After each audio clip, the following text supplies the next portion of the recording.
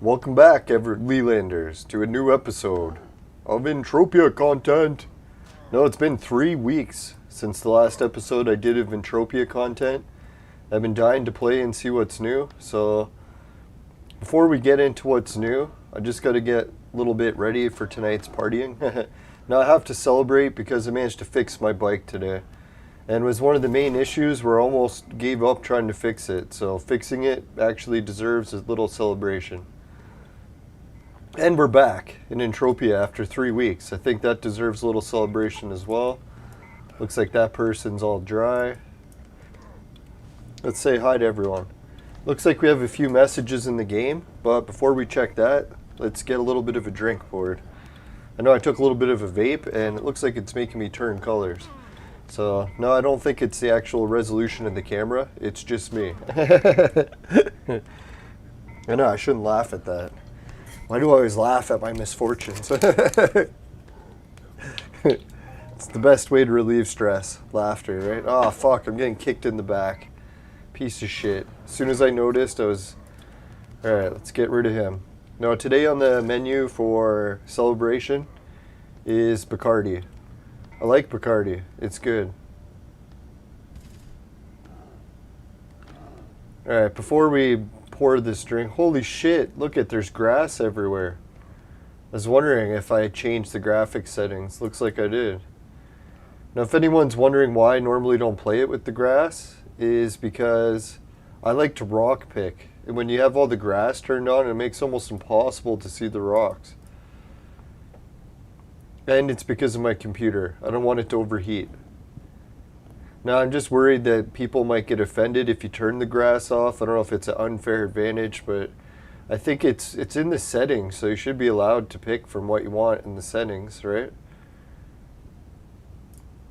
See, I don't know. If people like this grass, you can tell me, and I won't care. Alright, general graphics quality, custom, or advanced. Here we are. Objects quality.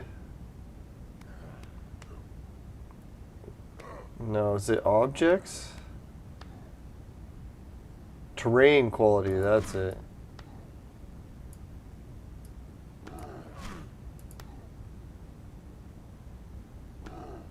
No.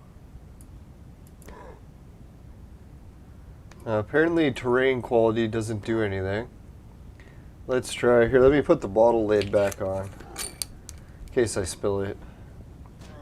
I don't want any drug abuse on the show. Alright, let's see. Interest filtering, avatar quality, objects quality. Let's try that to low. There we go. I don't know, objects quality low, or maybe let's try medium.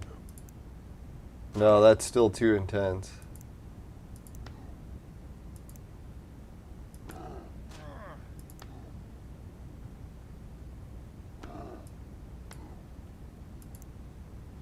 I don't know, what's this terrain quality thing do?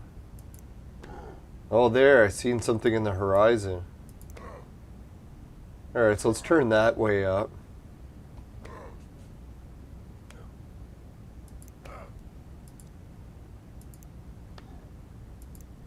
Yeah, let's leave the avatar quality on very high, so when we see the babes in the game, we get a better look.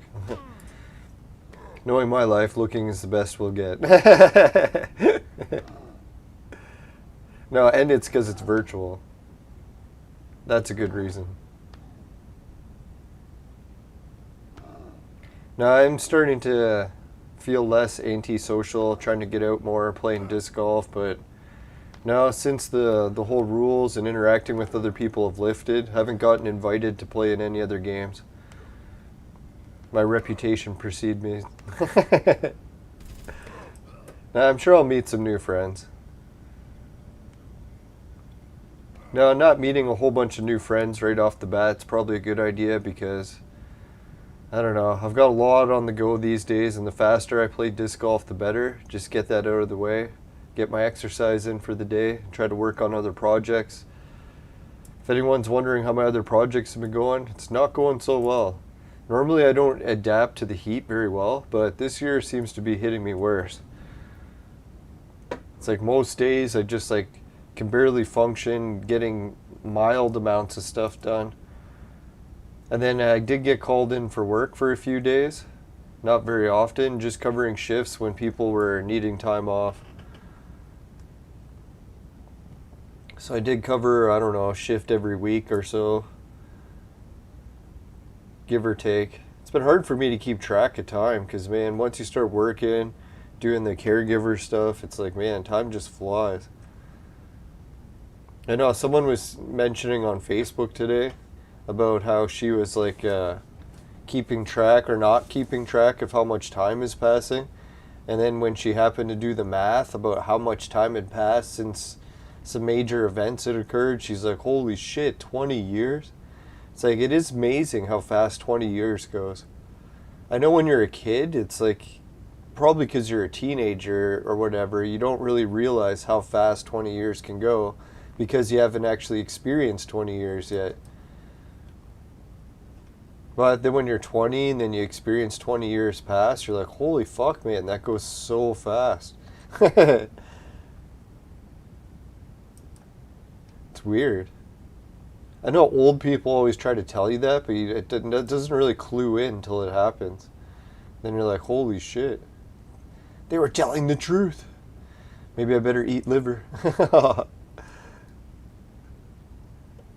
I like to joke about people always talking about how they eat healthy, so they're going to eat plants. Like, dear God, man, in the olden days, for like thousands of years, plants were not eating healthy. Plants were the candy. It's like if you wanted to eat healthy, you had to eat organs like liver and shit. Not shit, actual liver. So I don't know, like I've heard about eating liver in movies and it kind of grosses me out. And I knew a friend of mine, he was big into eating liver. He even cooked some on a campfire. And I never asked to try it because I thought even the concept of it sounded so disgusting. So then I actually did buy some and tried cooking it to see if I could eat it. Oh God, man. Liver is like one of the worst things I've ever tasted. To everyone who can eat liver and say they like the taste of it, it's like lucky for them. But I can't lie, I did actually feel better after eating it. Like, you know, sometimes you eat like junk food and you're like, oh God, that junk food I ate, like, I feel fuller, but did I really get any nutrition from it? It's like, man, when you eat that liver, it's like, man, you could feel your body's like, thank you. And it just like takes all the nutrients and it's like, yes, finally, I've been so low on everything. Yeah, it's kind of funny how that works. So if anyone, so I don't want to offer medical advice because I know there's some side effects to eating liver, so you gotta be careful, but you gotta wonder, fucking alpha wolves eat it for a reason. Yeah, but it's so funny these days, everyone's like, oh yeah, I ate some plants, that's healthy. It's like, no, plants aren't healthy. Plants are like the sugar-filled water treats that you eat. They're genetically modified or genetically bred by humans over thousands of years. None of them are even the natural species that you would find in the wild anymore. The idea that that shit's healthy is like hilarious. Now who knows, it's got some vitamin C, right? So it's not all garbage, but mostly sugar, vitamin C.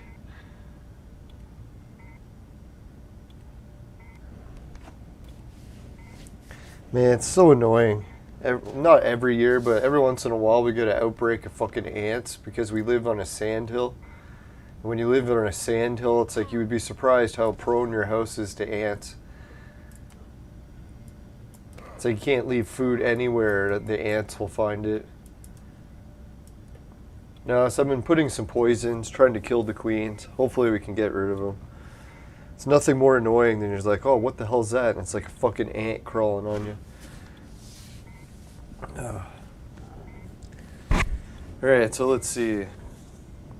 Well, we finally got to a spot we can get some sweat. We'll pour some drinks. Hey, George Washington, how's it going, man?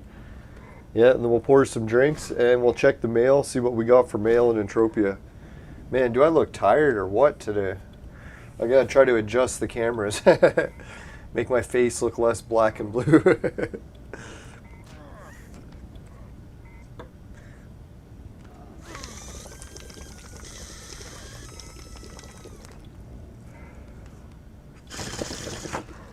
My sleep routine has been pretty bad lately. Too many naps. Even though I'm still getting a fair bit of exercise in. Fuck, I even made 12,000 steps today. Only walked about 6 kilometers, but still, that's a lot better than nothing.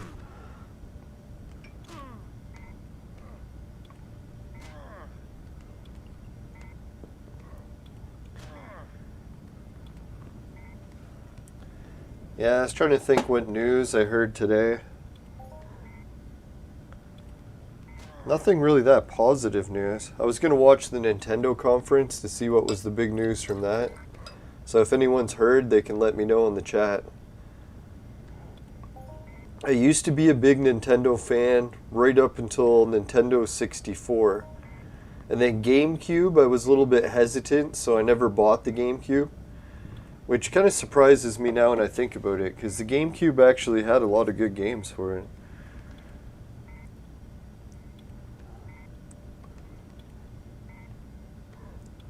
No, I tried buying the Nintendo handhelds, but my hands are always too big to play those, so I get arthritis cramps too quick from playing small controllers. Alright, so I got a better ratio for how much rum I can pour into this glass. It looks like about 3 shots. I should almost try 4 shots to see how bad it is. How many was that? Was that 3?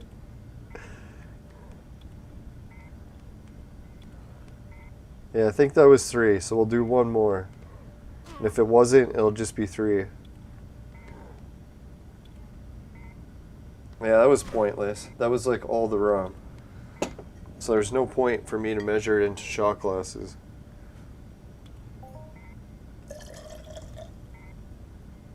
Now I notice that these skull glasses, when you pour them, they tend to drip a little bit. So I put it right in the glass when I go to pour it. So when it drips out the back, it just falls in the glass anyway.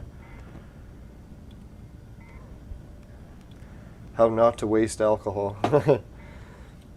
Say that as I spill the bottle. Just kidding. Alright, there's a tiny bit left, so I might as well just pour it in.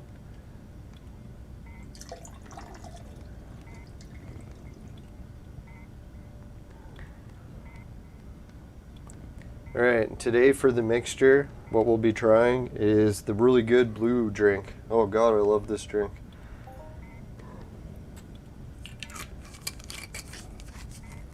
Now, I was hoping at the Nintendo conference for E3 that they would talk about launching a new console that's a home console version, doesn't have a screen, doesn't come with Joy-Cons, just comes with the normal controller, Nintendo Pro controller. I'd be like, man, I'd totally buy that. But then I was thinking I probably wouldn't buy it because I hardly have time for video games. If I get 2 games in a day, I'm very surprised. Alright, if anyone's wondering, I mixed a little bit of Hawaiian Punch with vitamin C.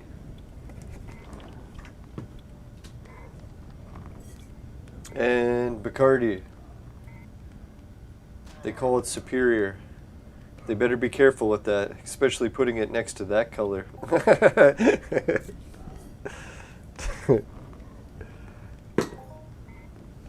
Alright, let's have a drink.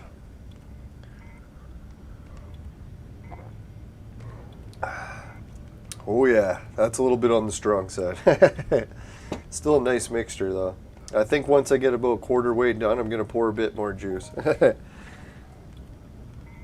Whew. Holy shit, 3 viewers and 1 like. Thanks everyone. Appreciate it. Now I'm trying to think what's new in Entropia, so let's see. Holy shit. We did sell that a while ago though, I think. When was the date? Yeah, that was back on May 27th. So thank you, who was that? Marcus Galius Caesar. He purchased something for 20 bucks. The item sold, I think, was probably that pet. You know, the stripper pet? I can't remember where I got it, how much I paid for it, so I don't really know if we even profited. Hopefully we did.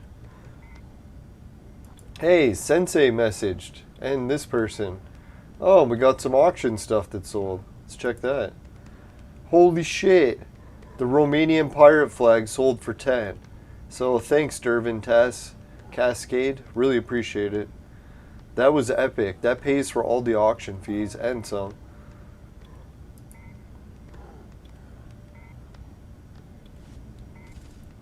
Yeah, nothing like getting good news. What the fuck? Dervin actually bought the pirate flag for Spain also. So big shout out to Dervin. If anyone's wondering how much 10 Project Entropia dollars works out to, that's about $1 US. So it doesn't sound like a lot, but man, I just won $1 from like an item that I basically got for free. So if I can sell it for $1, the stuff I'm getting for free, that's pretty sweet.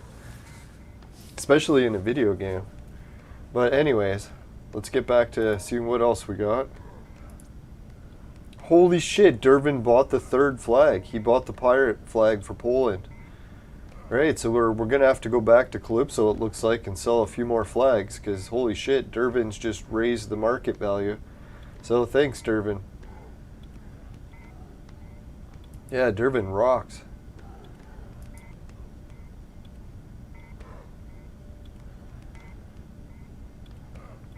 Ah, the standard lever. So there's a player that wants to know if I have the standard lever print. So I'll try looking it up. Normally the only way you can find it is logging onto the website. Which I noticed, that's kind of a flaw in Entropia as well. Did anyone notice that? Like you actually have to leave the game in order to check a master items list to see where all your items are. So that's kind of weird, right? Like shouldn't the game actually have that? They gave me a math question, and I'm getting drunk, so let's see here. Let's try this answer. For God's sakes, let's hope it works. Yes! Alright. Hopefully I have the item for this person. Standard lever blueprint, though. That doesn't sound familiar. I bet you Beamer had it. I was just thinking of Beamer today. They were talking about all the... Someone made a post on Facebook about how dangerous it was to be a pilot in World War II. That the training was actually killing more people than the war. Yeah, and then Beamer was telling me about that, about how his training was so dangerous. I was like, yeah, that makes sense then. I don't think he was exaggerating. Yeah, so cheers to Beamer, eh? Hopefully he's watching up in heaven. Hopefully with his wife. Alright, standard lever. Ah, fuck. We don't have it. We got a standard hinge, standard intelligence, standard matrix, standard rod, standard visual memory, but no standard, what were we looking for? Lever.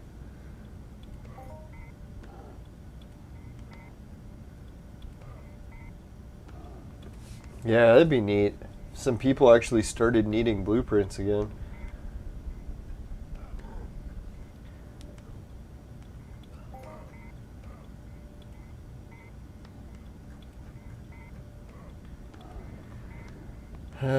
Alright, so let's see if we got basic lever, in case that one helps them at all. But I don't think it will.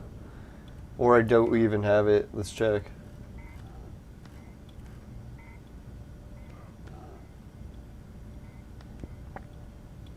No, we have basic leather, but not leather. Leather, but not. We're looking for standard lever. Basic leather or lever. Oh, that's the difference.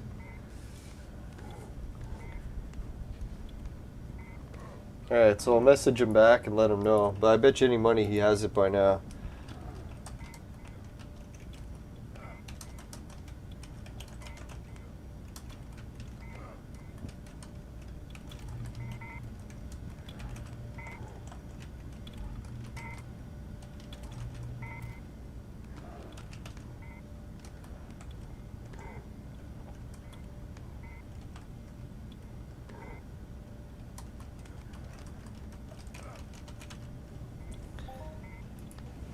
Yeah, it's nice someone actually referred me. So I got back to him, although that reply is probably really late.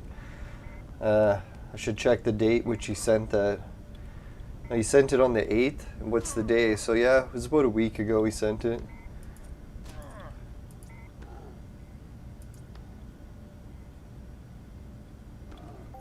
The Monrian plating blueprint. Wow, some people keep asking me for prints. I'll check. That one also doesn't sound familiar, but I hardly have any Monrian prints, that's why. Even though I've crafted for fucking months there, hardly got any prints. Hopefully they fix that one day. I have the Monrian power systems. What is he looking for? Monrian plating. No, I'll have to say sorry.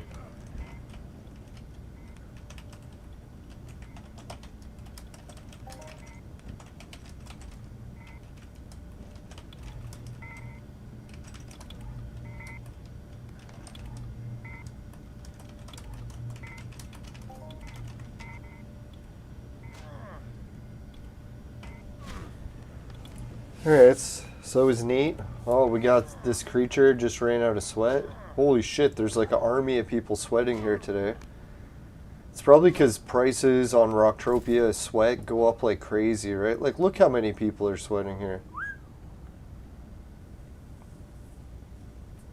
Yeah, like you can get sweat here so fast. I don't understand why people sweat on other planets. Well, it depends where you want to sell it, how much you want to get it.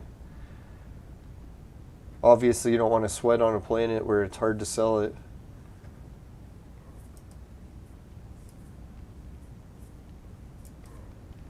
Fuck, man. No red haters. Piece of shit.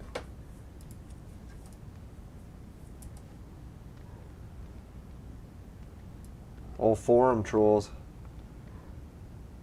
Oh, here's some haters.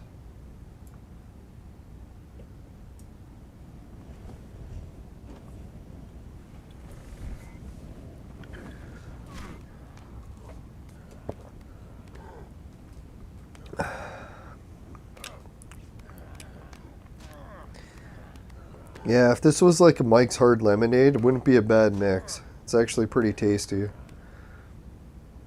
always complain about Mike's Hard Lemonade being gone off the market, or Dave's Island Stingers, but then I should try to remember I can just make one. So I don't have to complain about it being off the market. Just gotta be not lazy and make it.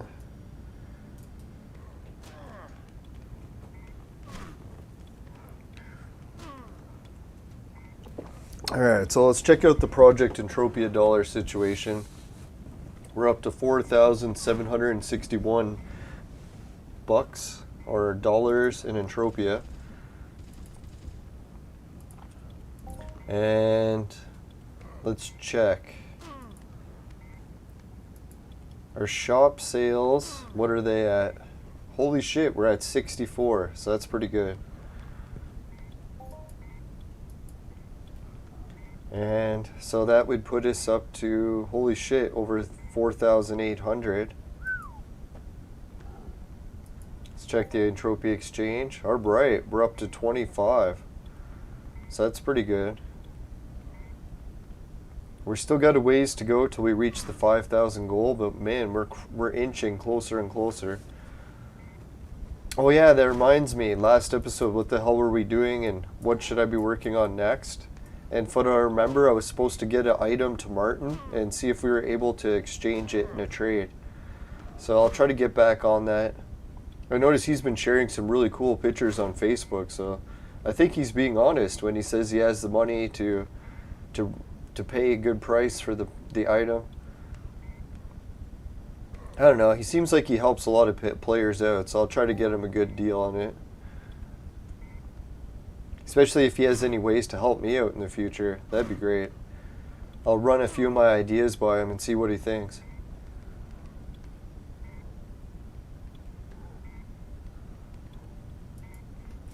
Yeah, and if anyone's wondering what's been happening with me lately, I was actually getting really fucking down in the dumps about the whole lockdown situation, and I was freaking out at work even over it.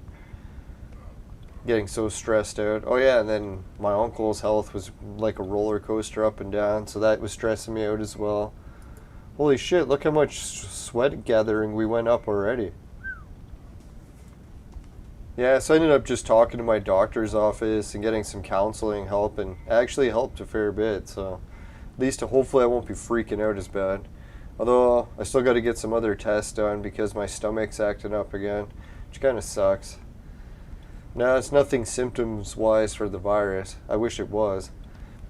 It's like different symptoms, more blood-related. Kinda sucks. But at least it's very mild, so at least not as bad as I've had it in the past. But I'm still thinking of getting it checked out more now because it's still going, and it's been like over a year, so that really sucks. No, hopefully it's just ulcerative colitis or whatever the hell that shit's called. Which is still serious, but it's not that bad. Don't want to lose my stomach abilities to digest food, so I should get it checked out.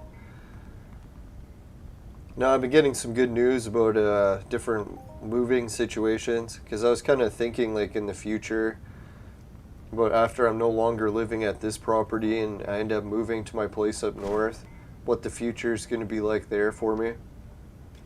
And I was thinking about doing podcasts there, and will I have a place to stay? And I was thinking at least I got some friends that live in town. Actually, more and more as each year goes by, I keep meeting people online that live up north.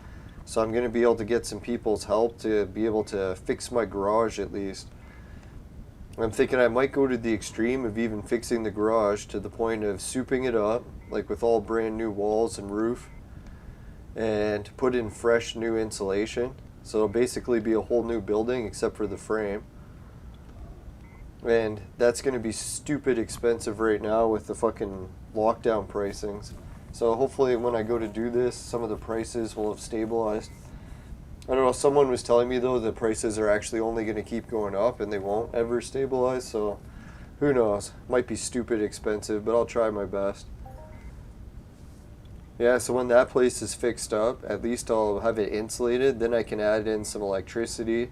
Then once I've added electricity and can heat it, then I could add a bit of plumbing. So it'll be kind of neat to actually have a garage with electricity and plumbing and internet. That could be my future accommodations. If people are wondering, it's like, oh, this garage sounds too small to live in. It's actually a big giant garage, like 400 square feet. So I think it's almost on par to how big my old studio apartment used to be. So, I don't know. As bad as it would be to live in a garage, at least it wouldn't be that tiny. It's still quite big.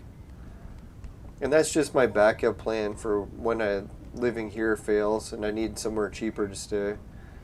Hopefully I'll have a more stable income by then so I could upgrade it. Who knows? Oh yeah, and then I was kind of down in the dumps about having to move up into the middle of nowhere up north because prices are cheaper to live.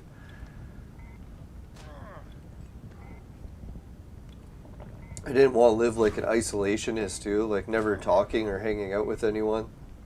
So I was thinking it's good that I search to see what's happened up north since I've been there. The weirdest thing is, even though I own a house up there, I think the city has been cutting the grass for me because they cut the property next to mine and they just do part of mine for me, which I really appreciate the city for doing that. And I don't have a sidewalk, so it doesn't need to be shoveled in the winter. And it's just boarded up, so it's like pretty much a condemned house. So I haven't been up there in, I can't remember if it's been 2 or 3 years. Because I had my big accident, concussion at work, and couldn't make it back up there for, I don't know if that was 2 years. Then we had the lockdown, yeah, so it might have been 3 or 4 years since I've been there. I don't even know. It's getting hard to keep track of what year it is. Yeah, so last time I was up there, I was kind of down in the dumps because I'm like, shit, man, I know one person up there. So I was like, at that point, I only knew one person. And small town, and most people didn't speak English. So, like, the place is right on the border of Quebec. So I was kind of getting down the dumps that if I ever did have to move there, it was going to be slums, because a lot of the houses there, they're all run down. Like, not to make fun of it, but maybe like 5% of the houses have been renovated since they've been built. So a lot of places just like they let it keep going and going until it's almost at the point of needing torn down. Like almost all the houses were condemned up there. Like if you drove down a city block, like over half the houses would be condemned, which doesn't look good, right? Like you don't want to live in a neighborhood where everything's run down. Leads to a lot of crime, a lot of break-ins. I already had my canoe stolen out of my garage.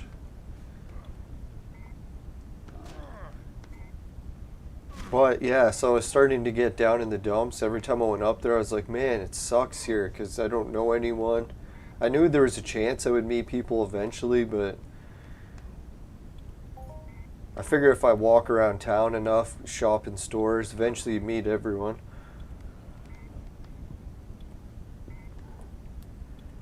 But then I started to look on the internet, because I haven't been online in like quite a while, searching up there to see what's changed.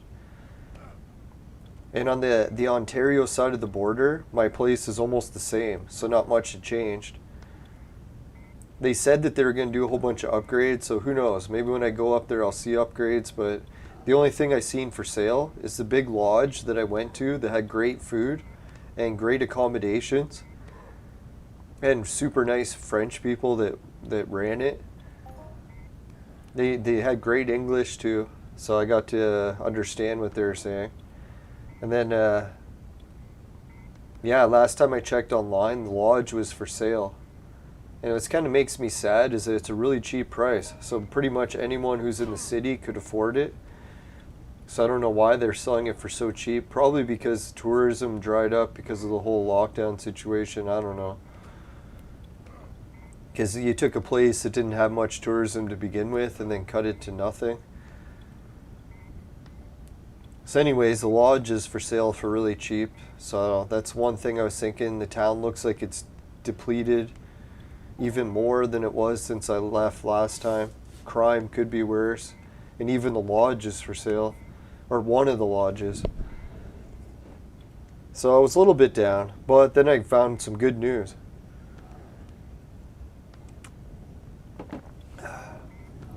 Yeah, it turns out the good news is the town that is, holy shit, we made it to 3 viewers and 2 likes. Thanks, everyone. Now, it turns out the Quebec side of the border, I was checking it out to see if anything's improved. And holy shit, the Quebec side of the border, see, that's the one thing I was thinking. Where I live right now, the city's grown and grown and grown. And it's reached the point where it's getting so expensive that no one can afford to live here. So you pretty much have to leave town if you want to have cheap accommodation somewhere.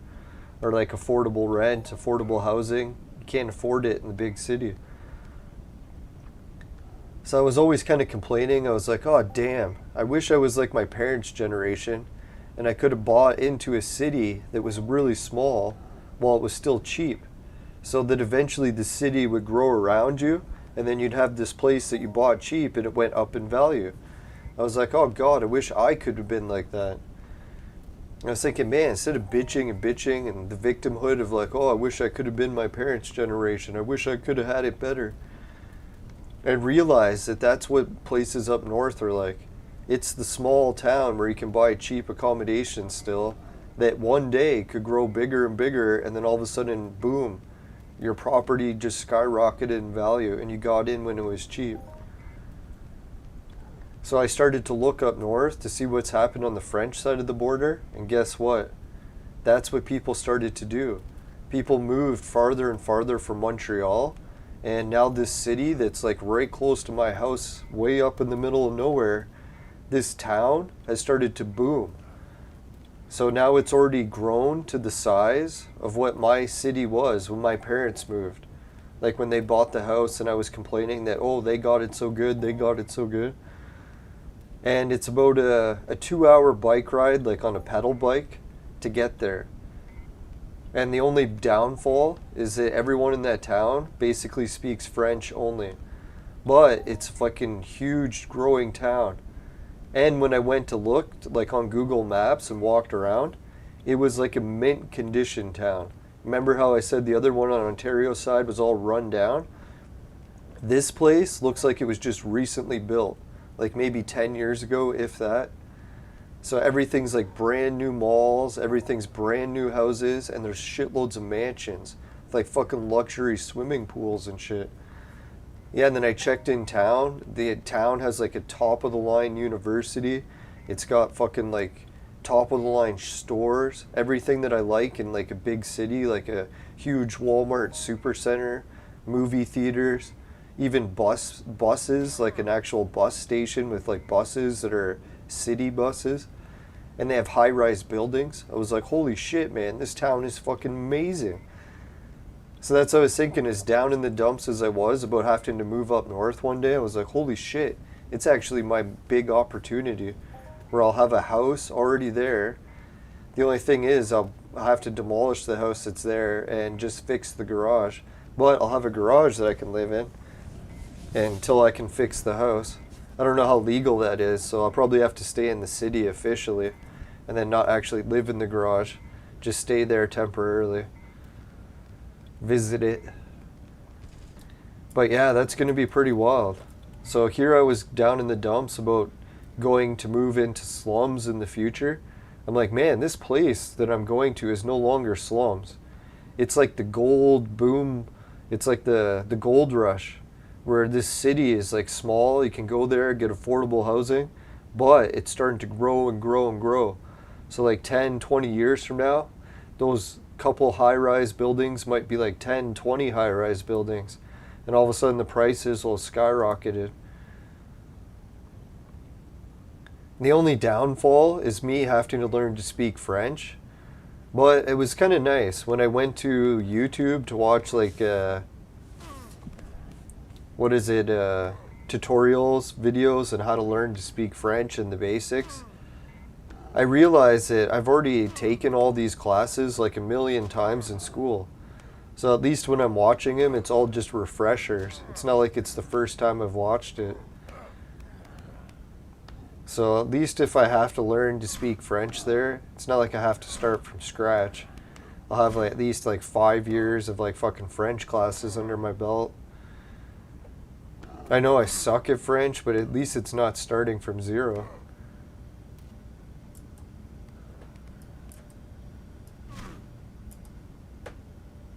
Yeah, and that'll make it more adventurous when I start to do travel vlog videos. When I'm up north there, traveling in a new city in like a foreign language, it's going to make it for wild content, even for myself. So that's what I started to realize. I was kind of getting down the dumps that I can't share my travel videos on the sites I wanted to on Facebook because they banned sharing it. So I was like, oh man, starting the travel videos channel on YouTube is going to be a lot harder if I can't share it anywhere.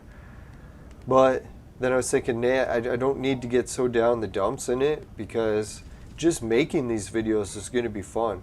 Like going to actual new places I've never been before. It almost seemed like a foreign country, because really if I can't speak the language and that's what everyone else is speaking, it's going to make it feel like I'm actually overseas somewhere, traveling like super far, even though I just biked 2 hours to get there.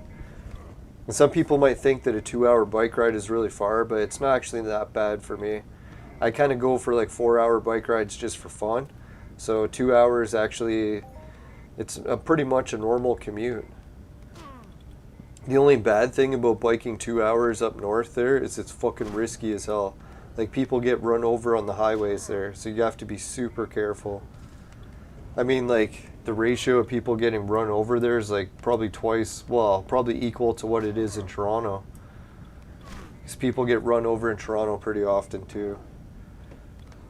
Oh yeah, and the moose. If a moose tries to charge you, you're fucked. Hey, Noah Gaming Clan, how's it going? Oh yeah, and that's the other good news. When I was checking the town in Quebec, where I'll be visiting and travel vlogging when I live up north, guess what else they have in town? Not just strip clubs. No, they also have a retro video game store. So I was like, damn, can you imagine when I go to this town way up in the middle of north, in the middle of nowhere, they're going to have this like fucking souped up town up there that's brand new with a university. And the university, you know what university campuses they build? They build strip clubs, and then they build video game stores. So they actually have a retro video game store. So I was like, holy shit, that'll be like a little taste of home, right? If I get too like homesick, I'm like, oh, I miss the big city where I used to have retro video game stores. All I got to do is bike to Quebec. 2-hour bike ride, boom. I can visit the retro video game store. No, I might drop by the other stores and see what else they all have. Yeah, so I don't really have to be that down in the dumps about the future. Here I thought the future was going to be all doom and gloom, but it's actually looking brighter and brighter the more I look at it. Really, the only thing that's the major hurdle is how much is it going to cost me to fix that garage. And then once I get the garage fixed, how much will it cost to get like all the plumbing hooked up? That's probably going to be like over 10 grand. Hope not, but oh, that's going to be a big bill.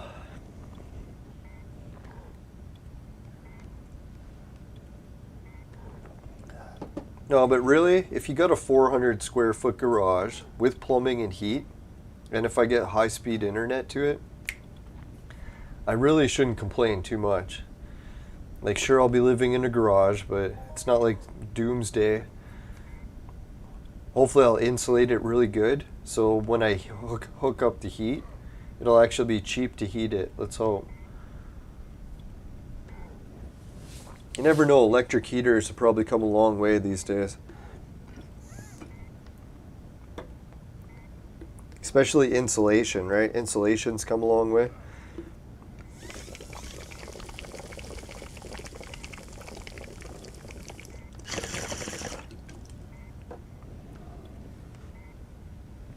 Holy shit. Oh, Noah Gaming Clan. Yeah, he hasn't seen this game before. This game is Entropia. Sorry it's a little bit on the dark side. There's probably a way in the settings where I can turn up the brightness. Let's try. Yeah, this is a MMO role-playing game. It's actually one of the most popular games in the world. If you look it up, it's under the Guinness Book of World Records, as it holds the record for a bunch of things, like the items sold for the most in real-life currency. Where's brightness?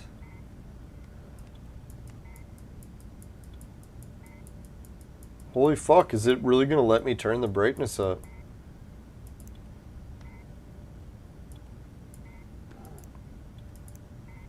I don't know if that really worked, or it just made the guns brighter.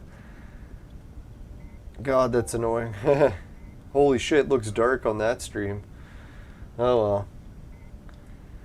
Yeah, so what this game is basically everything that you can do in an MMO.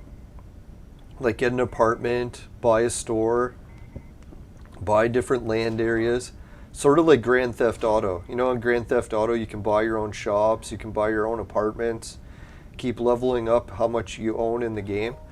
So this game's just like that, except the catch with this game is they use real money currency. So you see how I have $4,000 here? This actually translates to US dollars. So if I wanted to withdraw the money, I could withdraw $476 US. So all you have to do to convert it to US is move the decimal place once. So it's kind of nice. It makes the game currency sound even bigger than real money. So if you have like 4,000 in the game currency, you have 400. So if I had 50,000 in the game currency, I would have $5,000 US. So it makes it a real rush, and most of the things you do in this game are super difficult. Like if you hunt creatures, you'll lose money almost every time. Occasionally you'll hit a jackpot, but it's super rare. Most times you just lose. And then same thing with mining. Mining, most times you lose money, but every once in a while you hit a jackpot. Same thing with crafting. Most times you just lose. Every once in a while you hit a jackpot. So this game, they used to allow any age to play it because it's based out of Sweden, but now they made it adults only, and I think it's because it's so close to gambling. Like really, some people call it gambling, but I see where the Swedish developers are talking about that it actually is just a video game. So it isn't really like traditionally gambling. Although once you're crafting, it basically is a slot machine, right? You're just buying materials instead of pulling tokens. No, and the game has different social aspects, like you can meet some other players. There's some pretty cool celebrities that play the game. Never Die used to play the game, but I don't think he plays it very often. I haven't really seen him in the game in years. Hoping he comes back. He used to be the game's president. He used to do a whole bunch of stuff for the game.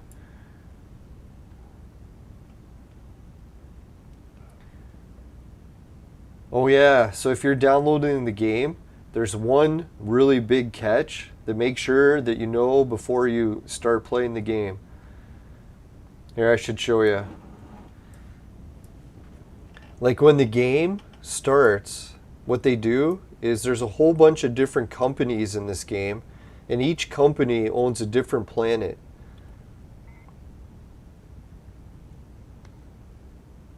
So how that works is when you start the game, each one of these companies is going to want you to start on their planet. So what you can do is normally people will pick a planet in order to get different benefits.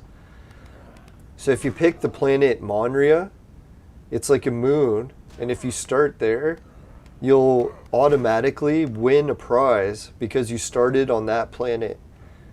And for that prize is you get free rides on any of the motherships, which are the big ships in space. Well, not any of them, but a select few of them.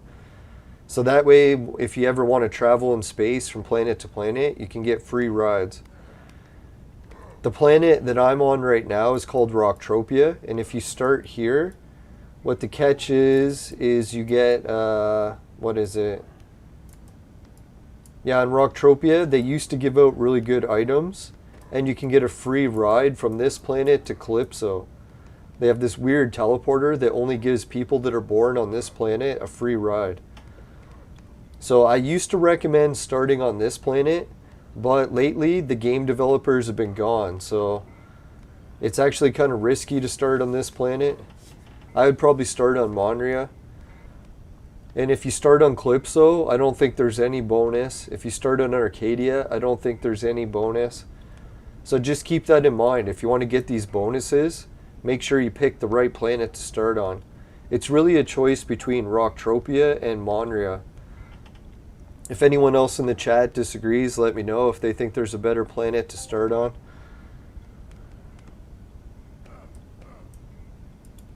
So yeah, that's one of the things, like, oh yeah, and then the other thing too is if you start buying land and you own other like shops and stuff on different planets, when it comes time to Christmas or New Year's or Halloween, they'll give you different presents depending on how much real estate you own. So if you own a planet or a real estate on 2 different planets, you can go to each planet and collect the gifts. And sometimes the gifts are worth like, I don't know, like $40, or let's say, what's the most I sold one? I think I got one for 200. So 200 would be like $20. So sometimes there was like a Christmas gift that was worth $20 that they gave out. But the only way it was worth that is I had to sell it to someone else. And as soon as someone else bought it, that's when it was worth something. That's one of the catches in this game. Let me show you that. Say I kill creatures and I get items from them. If I want to sell them, I can either sell them here, which is called the trade terminal. Where is it? Trade. So you go to the trade terminal, pick sell, and then you can pick any of your items that you want to sell, drop it in, and it'll give you a price of how much they'll give you for it. So let me throw an item in there and see what it does. So here it says it'll give me $3.60. So that's how much the game or the trade terminal will give you. But what you can do is take that same item and then try to sell it to another player. And it looks like sometimes other players will pay more for it, like plus 11 or plus 30 or plus 99. So that's where you try to sell it to other players. Because if you just sell it to the machine is basically the lowest price, the trade terminal price. So when you getting into selling items, and then you can use the auction if you want to sell items. Just being careful, the auction charges money in order to place auctions. So you don't want to put stupid stuff for sale because you'll end up paying auction fees and it never sells. Yeah, and then there's tons of really smart players that do tutorials. So there's definitely some hot babes that do shows for Entropia too. So there's a pretty cool community. I think some of the best boobs in gaming.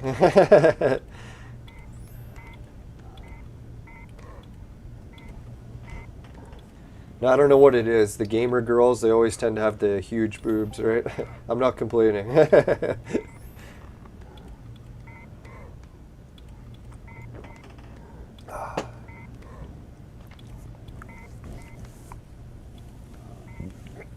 Yeah, I love Entropia. I used to play it like 8 hours a day.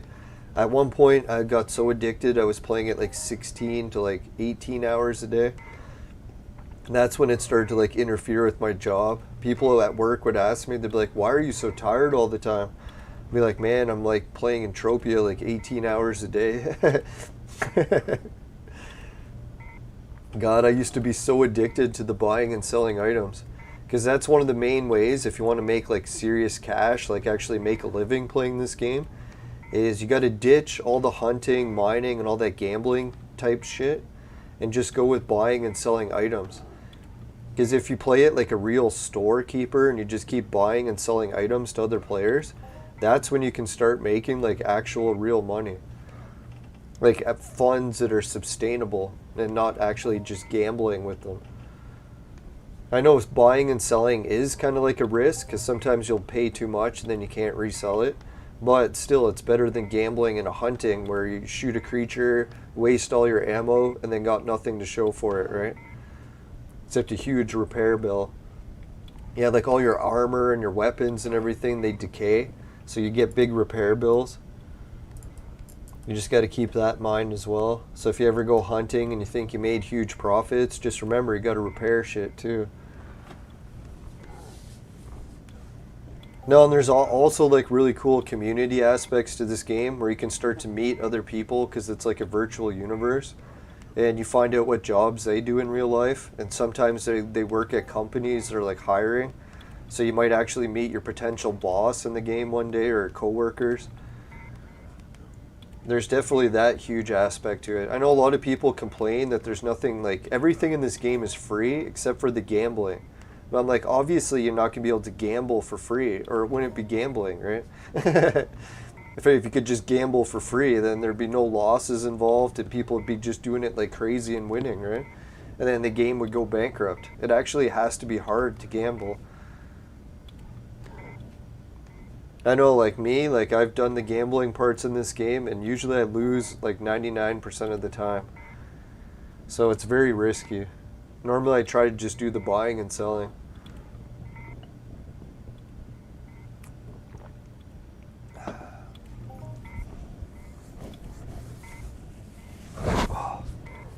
Man, I got too much sun on my face.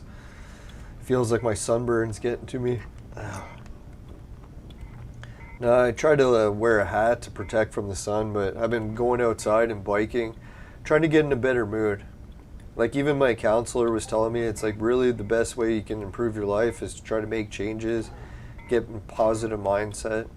So going out biking, getting lots of exercise, playing disc golf every day. It's a little bit draining, but it's getting my body back into shape. My shoulder's a bit sore because I've been throwing too much, but seeing animals outside, that always cheers me up too. Get to hang out with the baby geese all day. Even the baby groundhogs. I couldn't believe some baby groundhogs were running in front of my bike the other day. I was like, oh, they're like 10% the size. I didn't realize they got that small. It almost looked like a mouse at first. I was like, I knew it was a groundhog because he was running with his family. You could see the adult ones next to him. Oh yeah, and the squirrels. When I was playing disc golf the other day, you know how sometimes animals see you and they just run away? I don't know, this family of squirrels, they didn't seem to care that I was there. So when I was playing disc golf and I was shooting next to a tree, they're like running up and down the tree right next to me. I'm like, come on guys, can you move so I can shoot? They're like taunting me, sticking their head out, blocking the shot. I'm like, come on, move, I need to shoot. They want to play the game too, I guess. Yeah, so that was kind of cheered me up, getting back outside to nature. I know there's a whole bunch of crazy world events these days, and if you get too carried away with that, it just brings you down. So it's nice to see positive things for a change. Oh yeah, what's going on here? These gas guns? Yeah, these gas guns are called the sweat gun. I'll show you what it is. See, this game, when it first came out, they had different ways you could kill the creatures. You could buy guns, you could buy swords, then you could also buy magic chips, which they called like Mind Force, which I don't have any magic chips. So anyways, when it came time to use guns, obviously you buy ammunition, and then swords, they just have really bad decay. So every time you swing the sword and kill a creature, you're going to have to pay shitloads of money to repair it. So your sword will always be breaking. You'll always have to buy more ammunition.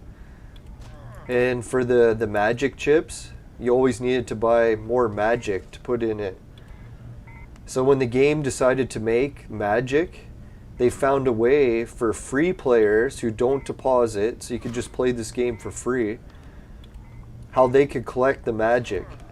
So that's what this gun is. This gun allows us to drain magic from all the creatures. So if you find these creatures and you drain the magic, you collect it, and then you can sell it. And these people that buy it usually will take it and mix it with other ingredients and make the different magic potions. So instead of calling it magic, they called it sweat. I don't know why they called it sweat. It's kind of a weird name, but that's the best way I can explain it. So the nice part is this sweat gun that we got, the gas gun, it never breaks. So it's the one tool that we got that has infinite repair. So you never have to repair it. Everything else has repair. So just keep that in mind. Holy shit, we got a whole bunch of survey probes. We'll have to sell those. Yeah, so what you can do when you want free skills in the game, equip your magic draining gun or your sweat gun, and you can just come and join groups of people and all work together to get this free magic. And then once you get 1,000 of it, then you can sell it to other people. And then once you've sold it, then you got some of the real money currency that you can use in the game. And boy, when you got real money currency in the game, you can start going on the wild adventures like gambling, hunting, or crafting, mining. Or you can even save up and start buying shares in the game, or you could buy an apartment, or you could buy apartment or shops, or you could buy a vehicle, or you could buy guns, you could buy armor, clothing. There's so many things you could buy. Alright, so I'm getting called to go upstairs, so I'm just going to check what it is, but I'll come right back. I shouldn't be too long. Hopefully like 2 minutes.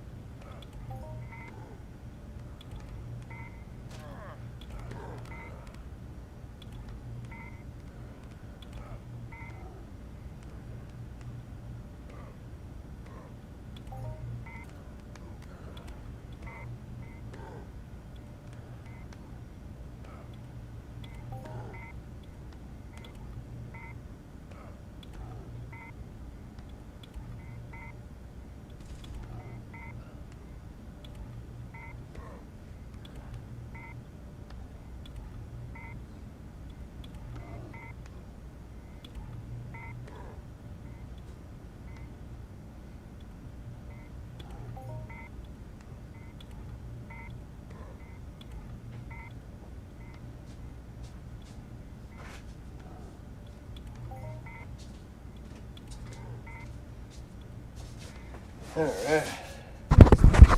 We are back. Holy shit, we got more viewers while I'm gone than when we're here. Alright, no, thanks for tuning in, everyone. No, so if you want to watch some of like the best Entropia videos on YouTube, Raven Jade, she's got a really good channel. Not just because she has the biggest boobs in Entropia, though it helps. No, she's got a lot of cool tutorials and great information on how to succeed in the game. Just try not to get distracted. No, and there's other people. Bonnie's got a really good channel too. I think she's married, so I won't make any comments about her boobs. I'll try. No, that, who else? Oh yeah, there's, God, I haven't talked about Entropia in so long. Lord Spade. Who else has another good channel? Avon, I think Avalon. I haven't checked Entropia in a while. I bet you he's still making videos. Oh, Serial Overdrive. He's got a great channel. Yeah, just type Entropia into YouTube. You'll find lots of content. Never Die, he does the most work for the game. He's a bit of a controversial figure because some people love him, some people hate him.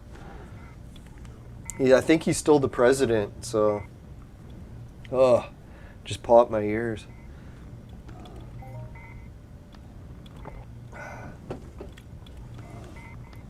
Yeah, so normally in this game what I like to do is hang out with other players and just talk to them.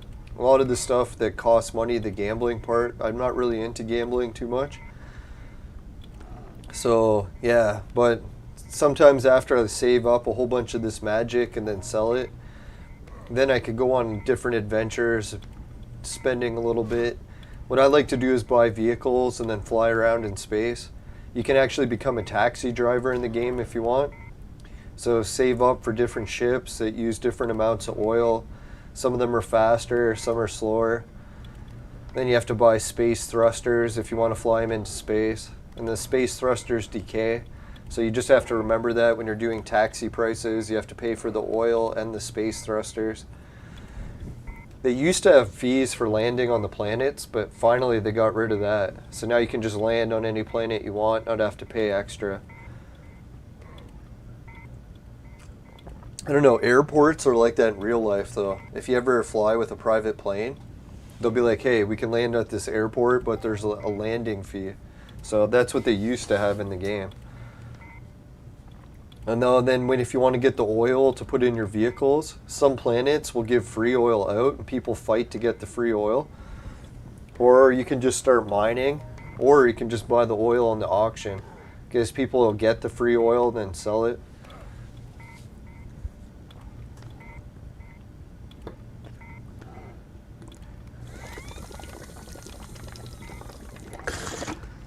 The one drawback to this game, obviously it's super hard. Most people lose money and it gets real frustrating, so they just quit.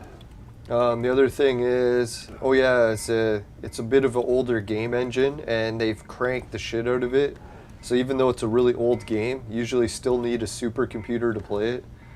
Which is kind of stupid, right? Because you're thinking, dear God, it's like a 20-year-old game. For fuck's sakes, like old computers should be able to run it. But no, they keep upgrading it, so you actually still need a good computer.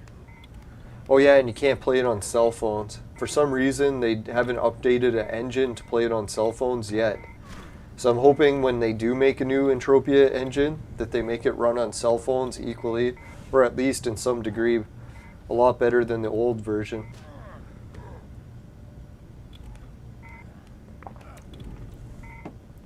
Yeah, and a lot of the stuff that you can do in this game, if you're good at setting up like key mapping and stuff, it's really good. Like you can even use the tools and stuff automatically, like right in the game features, without having to sideload anything.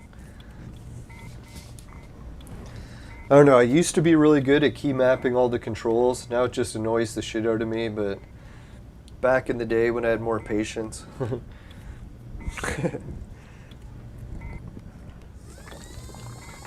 Yeah, the oil wars get pretty intense.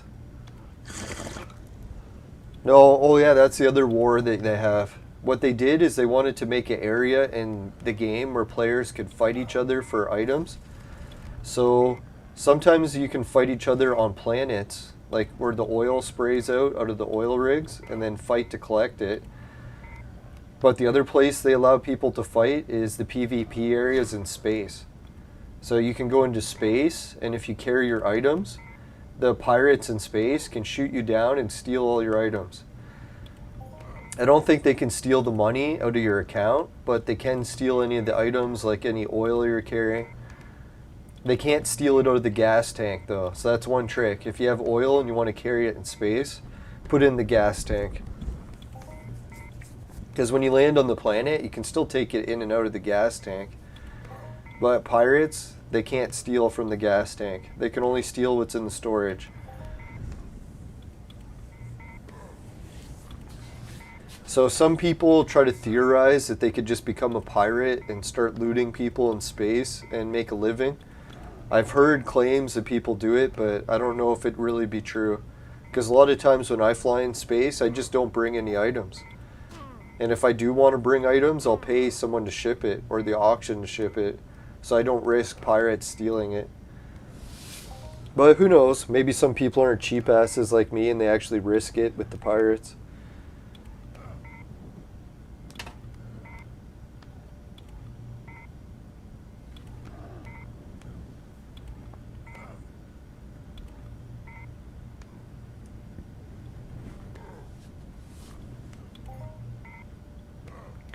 Yeah, so other than what you would need for this game, I think keyboard and mouse is good. I don't think anyone really plays it with controller. I bet you could key map it if you wanted to.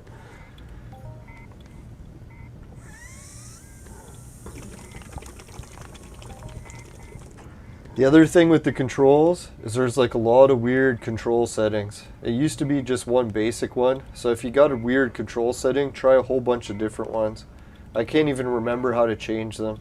I freaked out about it in one episode and I actually had to call support or contact support, and they helped me fix the controls. So now I try to just leave the controls how they are and not go randomly pressing the buttons.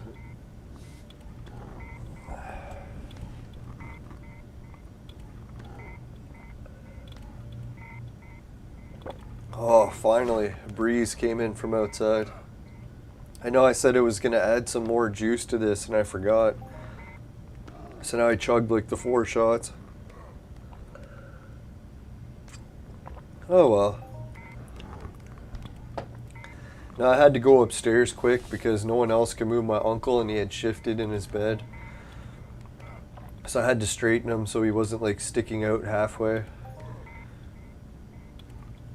No, luckily over the past year and a half or whatever it's been looking after him, I've gotten much better at moving people around. I always wondered that if I ever got back into wrestling, if I could move people like I used to. It's like once you become a PSW and you have to move someone that's bedridden, you start to learn all again what it's like to, how heavy a person is, all the different techniques you can use as leverage to be able to move people. I don't know if Khabib's ever coming out of his retirement. He better look out. I'll use my PSW training to throw him around the ring like a rag doll. No, as strange as it is, I'm like 6'2", but when I cut weight, I can actually cut weight to the same weight category as Khabib. So if he actually did want to fight, I could make weight.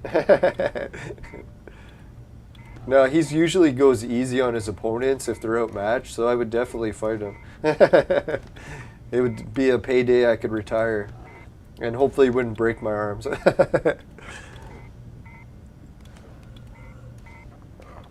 It would be a weird match though, because I'd be like double his height. So it'd be kind of weird when he would try to throw me. I'd be like, hey, I can throw someone easily around the weight of him. I'm pretty sure his weight, my uncle weight, is almost the same.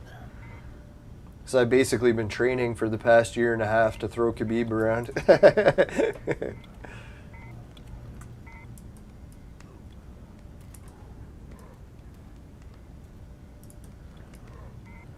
Now, lifting someone when they can't move at all is definitely hard. So imagine if someone was fighting back against you as well, which my uncle does sometimes, but Yeah, it definitely makes it more challenging.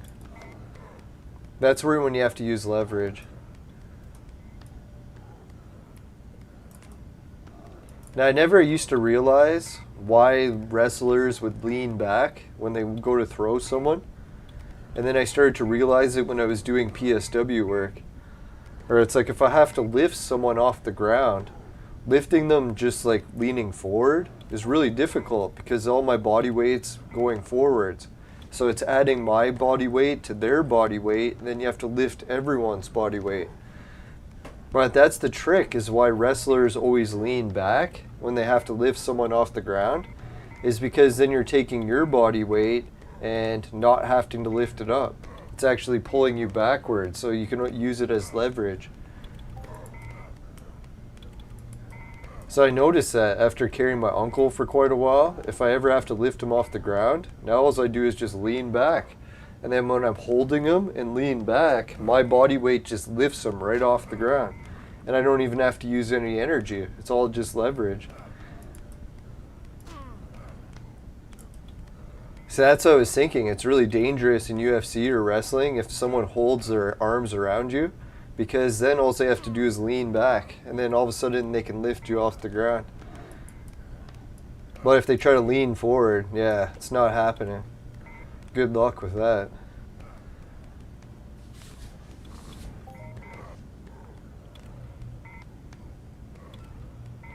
No, it's funny, because when I was a kid, I used to take wrestling classes, and they never really taught us takedowns. They only taught us the submissions.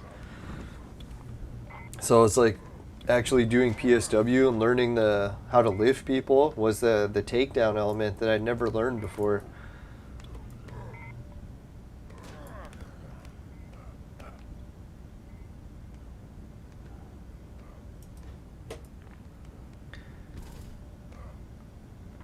Oh yeah, and then that place up north in Quebec, I was checking, like, obviously I'm going to go to the game store, might swing by the nightclubs and bars and entertainment districts, check out all the amazing food. I don't know, like, see, that's the thing that's nice about Quebec.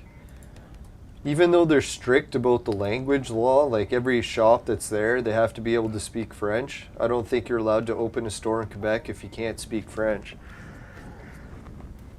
But even though that's the case, they still allow other cultures. So you still have like a Mexican food place, but everyone in there is going to have to be speaking French. So that is a little bit strict compared to like my province in Ontario, where people can just come from any country and they don't have to learn English. They could just open a store and only speak Chinese and no one would complain about it. If anything, they would probably celebrate it.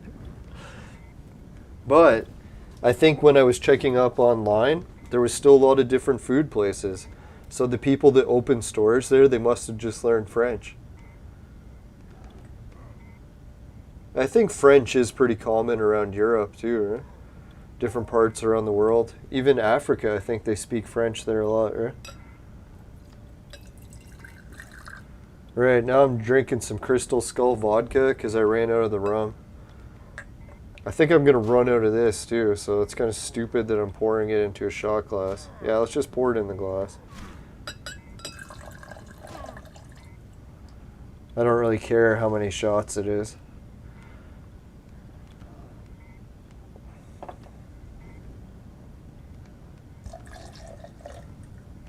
Yeah, tonight's the night of celebration and the night of finishing all my bottles. Finish the rum, finish the vodka.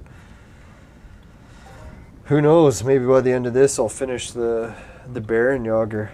Nah, I definitely want to save some Baron Yager. Let's add a little bit of the rum that's in the very bottom of this. Ooh, rum and vodka. There's a mix for you. So Bacardi rum, Crystal Skull vodka, and a bit of blue drink. Not that I'll be feeling blue. Yeah, so if Noah Gaming Clan joins in this game and he wants to start on the level that I'm in, just start on Rocktropia. That's the one I'm on right now. So you won't have to travel anywhere to get to the same planet. And this actually is a really good planet for beginners because you'll be able to get shitloads of free stuff here. This is actually the socialist paradise for people that want to play. Oh, you're going to go to sleep. That's fine. Alright, so have a good night, man. If you want to play the game tomorrow, just let me know. I don't think I'll be playing Entropia tomorrow. We'll try to get some Battlefield 2 in, hopefully. Oh, man. If my shoulder's killing so bad from playing golf too much, I'll have to switch and get some more gaming in.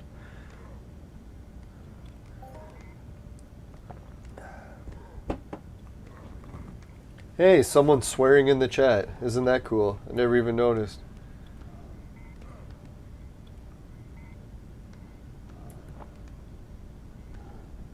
That's one thing about Entropia, because it's like a real money game. I noticed a few people, they get a little like iffy, or not iffy, sort of pissy, that's it. Where they get like a little irritable. I noticed I get pretty irritable playing it. So, yeah, that's another thing with this game. It's like the added stress. They're like, oh fuck, I'm losing money.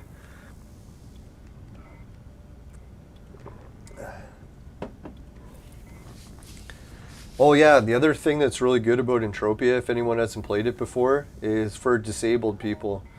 Because sometimes people will get disabled, like either in a wheelchair, different amputee situations, or say like blind or deaf or something. Is when you play Entropia, you can simulate what it's like to like not be disabled. So I noticed there's actually quite a lot of people that are disabled that like to do that. So yeah, if you're disabled in any way, Entropia is probably one of the games that you'll be more drawn to, and you'll have a lot of people you can relate to. Not to say that everyone's disabled in Entropia, but it is a pretty high ratio. I was kind of surprised, like over the years when I talk to players, a lot of people will be like on disability of some type, a lot of free time, so they start playing Entropia. And they kind of hope that they can change their life by getting rich playing video games, but that's a stretch. Unless you get really good at buying and selling items, it's probably not going to happen. Not to be a downer at all, just to be realistic.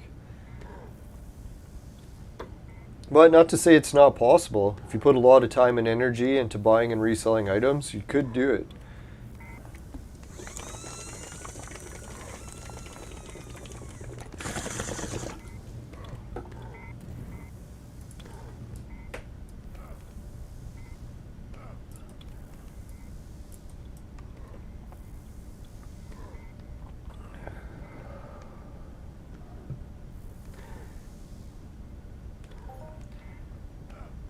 Yeah, this game is on the big side too. So if you want to download it, I think it's around 8 gigs or bigger.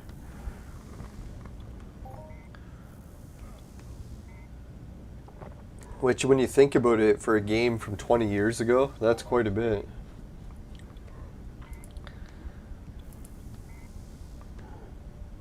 Yeah, so many people have been waiting for me to do. Holy shit.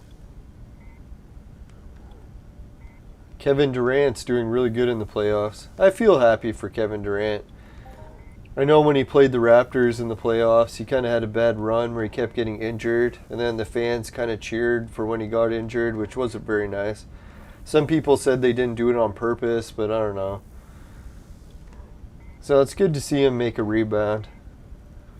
I don't know, I kind of always picked on Kevin Durant because I thought he was a little bit too scrawny and injury prone, so which is kind of ironic because me and his legs are probably about the same scrawniness. I wouldn't be surprised if mine are scrawnier. Now my uncle, he likes to call me skinny legs. I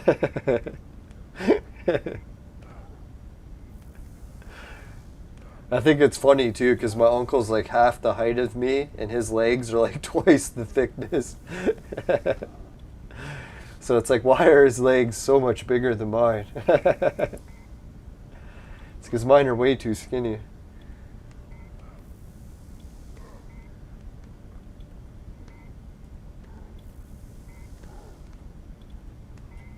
No, I'm just checking to see what's new in Facebook. Nothing really that much. Everyone on Facebook wants me to do a big presentation on gravity wells and on the electric universe. Because I don't know, my research into gravity wells started to tie into the electric universe. So I kind of wanted to like just share a little bit with the Electric Universe community and see if they would like it at all, which I didn't anticipate they would, because the Gravity Well community definitely didn't like my research. Or the Leyline community liked it a little. But anyways, so when I shared it to the Gravity Well research or Electric Universe community, they fucking loved it. Like over 100 people liked it. So I was like, holy fuck, I think I found my people when it comes to my research anyway. So yeah, I'll have to do a presentation for the Electric Universe community. If anyone joined the channel is wondering what's taking so long, I'm getting to it. I just got to make more priorities in life, to have fun and enjoy it and not be working all the time. So despite like having that presentation pending, I still just sitting back and relaxing a little. I'll try not to take too long. But I really got to pace myself instead of just being a workaholic and burning myself to the point of exhaustion. Life is too short to be working all the time.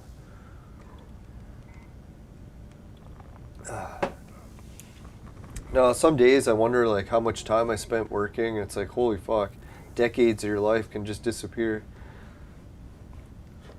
But really, it's one of those balances, right? Like you need some sort of income. So you got to try to find some way to make it.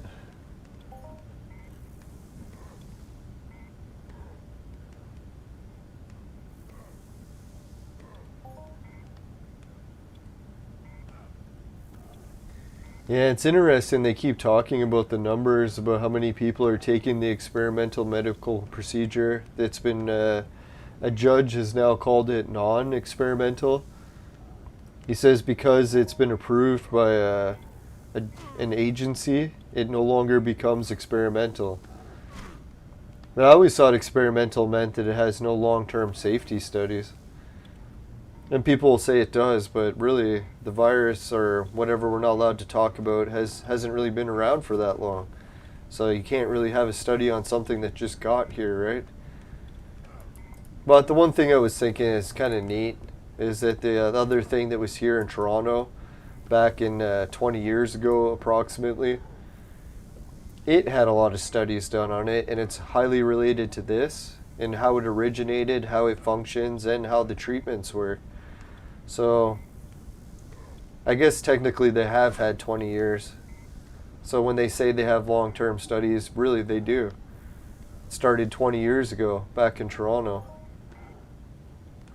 I shouldn't say in Toronto, in collaboration with Toronto. Now, I would say more, but I'm risking too much. I've said too much already.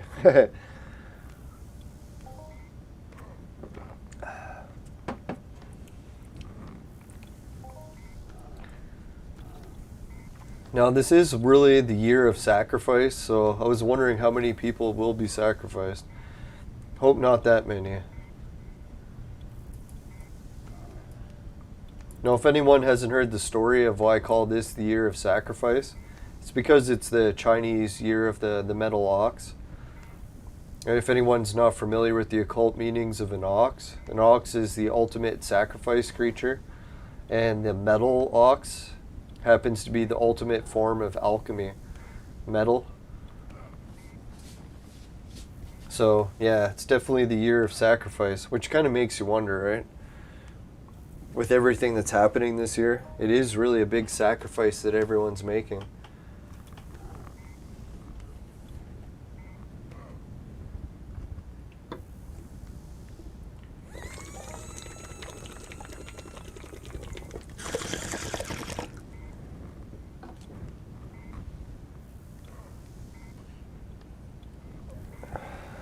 I think I was thinking about it too. If shit really did hit the fan and it came down to which side was right, the left side or the right side.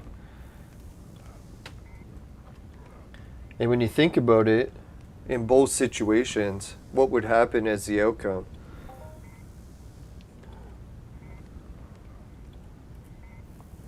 So if the one side is right, the left side, and we all need this medical procedure,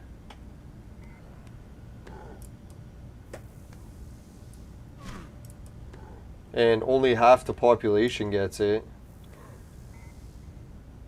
then half the population would be left, and they'd be very obedient to whatever the overlords tell them to do, because it worked, and everyone else who didn't listen just croaked, right? And then there's the alternative, where it's the other side that was right, and it turns out whatever happened that was going on ends up wiping out half the people that actually believe that it would help them. Then the only half that would be left would be the half that disagrees with the overlords. So the battle would continue.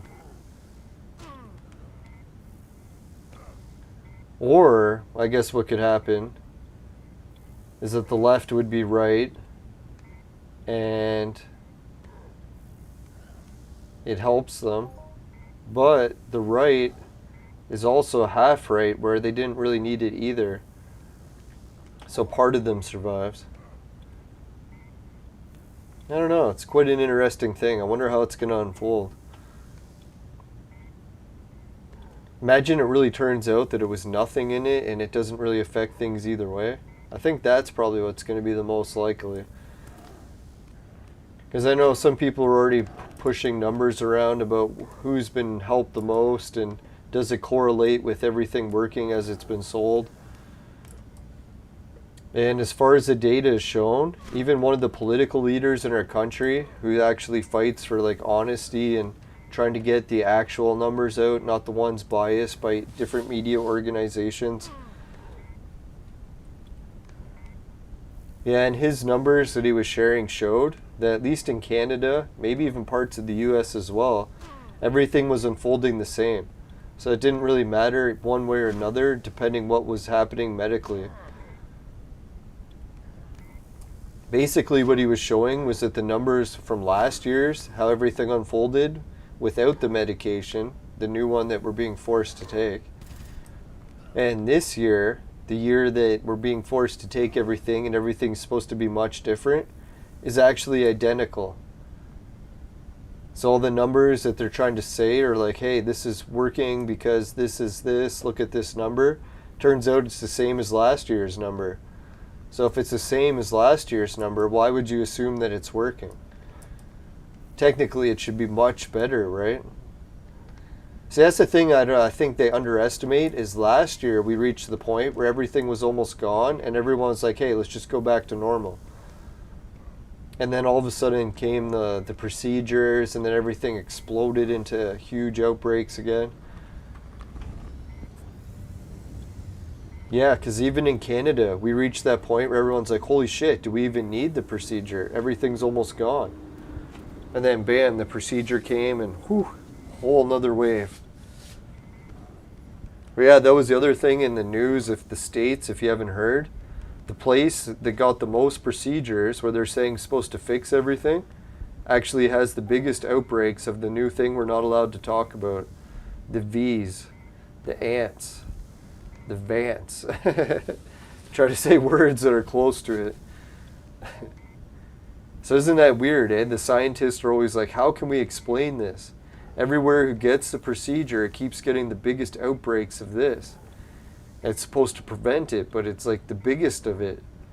So how can they keep saying that it's working if all the data and evidence is saying the exact opposite? I think that's what they rely on. Because we can't talk about it, that's their biggest advantage. If people are allowed to just share the information, they'd be fucked. They'd have no way to control everyone. But as long as they can control the information, you can control who's allowed to go outside and talk to each other, who's allowed to say what on the internet. Yeah, then you can start creating a whole new narrative. It's quite interesting. Now, some people think it's like some sinister agenda, or a bunch of rich guys are getting together in an office somewhere. But I always think it's just the creator. The creator has a plan. We don't have to worry too much about some sinister motive of like rich guys.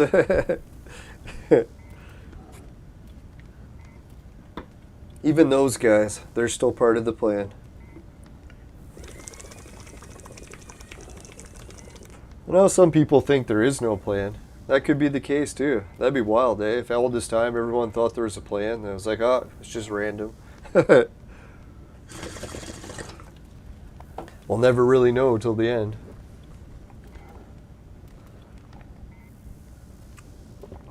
What I always try to do is bet on the plan, because I figured if you're betting on it just being random, it's kind of like a hopeless bet, right? It's like you might as well take a bet where there's some chance you can win. It's like, why would you bet on something where it's a loss no matter what? I don't know, a plan really is a win. Depends how good this plan is, but...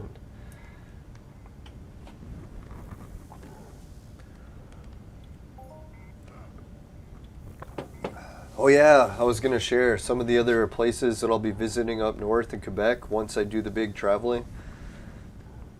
Is the one location has a super Walmart, so like a giant super center. I'm wondering if I'll be able to shop in it because I can't speak the language. So I don't know if anyone's ever gone into a Walmart, which no one speaks the language that you do, and all the signs will be in different languages. Will I still be able to shop? I'm pretty sure I'll be able to use the self-checkouts, so that'll be an interesting YouTube video.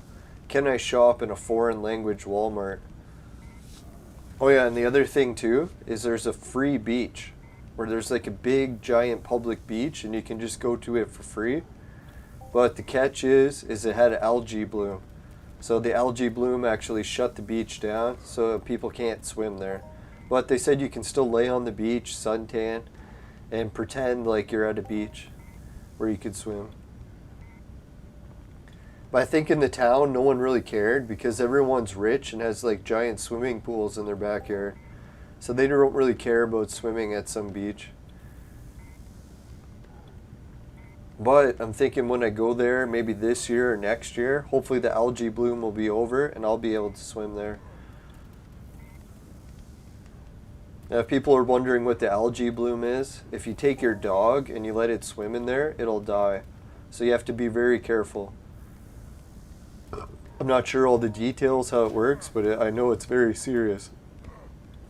I've read different articles and almost understood it. I think it's something to do about some mixture in the water that creates the algae, and then the algae is deadly. So if you breathe it or touch it or whatever, it's not good. And it's extra dangerous for pets because they're smaller, so you have to be super careful. If your dog runs in, could be the end. Not to be graphic, but you don't want to screw around.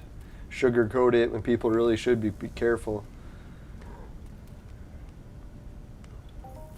No, so I'll go to that beach. Oh yeah, and the other thing is they have a giant Russian church, like one of the Orthodox cathedrals. So I was thinking, like, one of my inspirations, one of my heroes on YouTube, one of my colleagues, I guess, because now I'm a YouTube employee,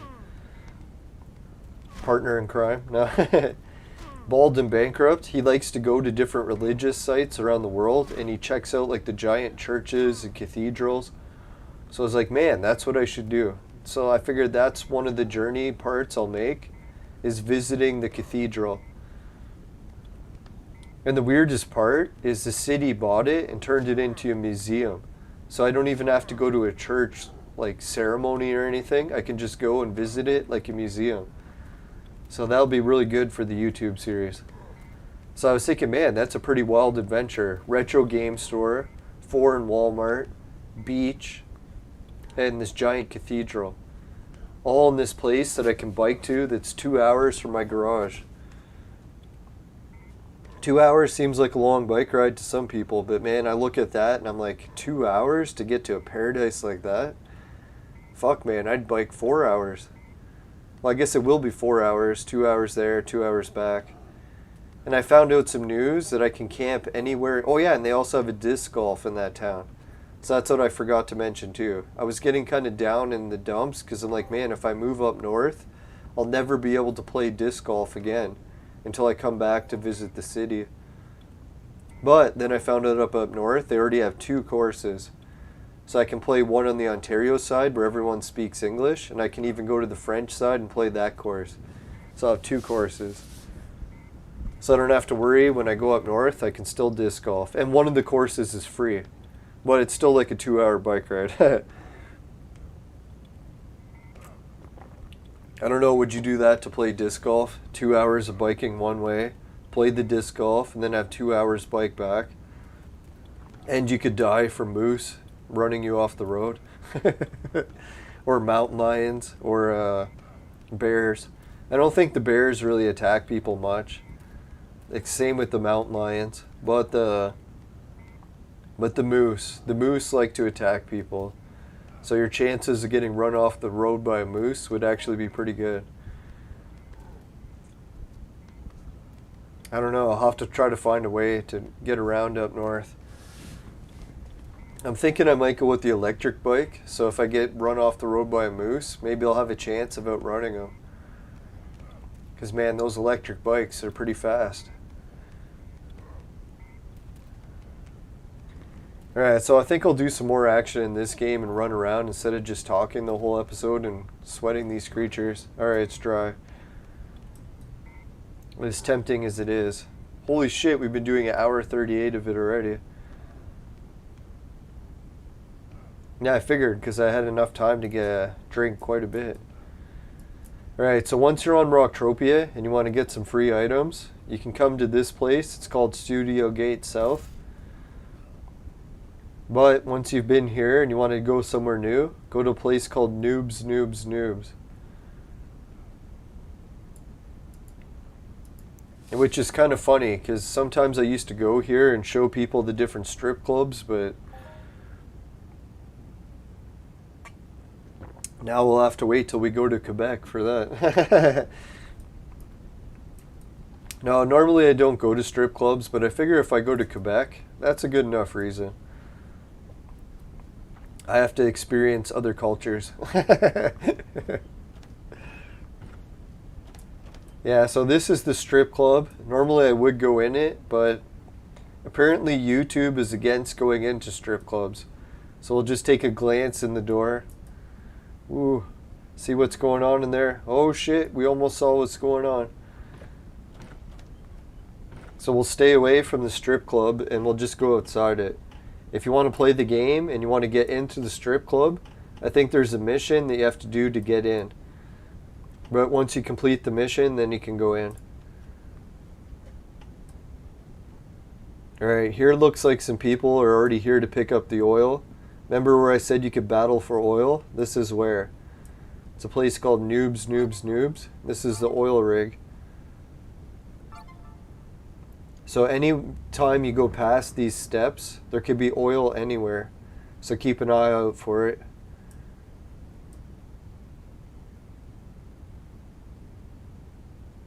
Normally I like to run right to the back, see like how much oil I can see on the way. This oil rig is weird, where the oil sprays so far. Most oil rigs, it's only a little small area. This one's pretty big. That's what she said.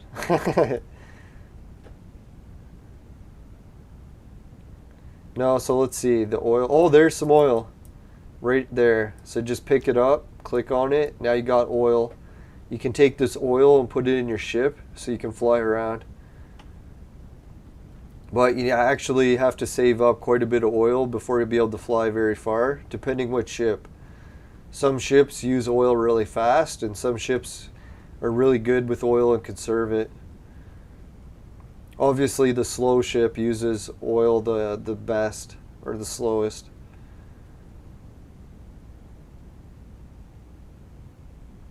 Oh, there's some more oil. So this is pretty sweet. Even though there's other people here, we're still getting some oil. I think there's someone running around picking it up. You know, for years I used to come here and the oil would never spray out.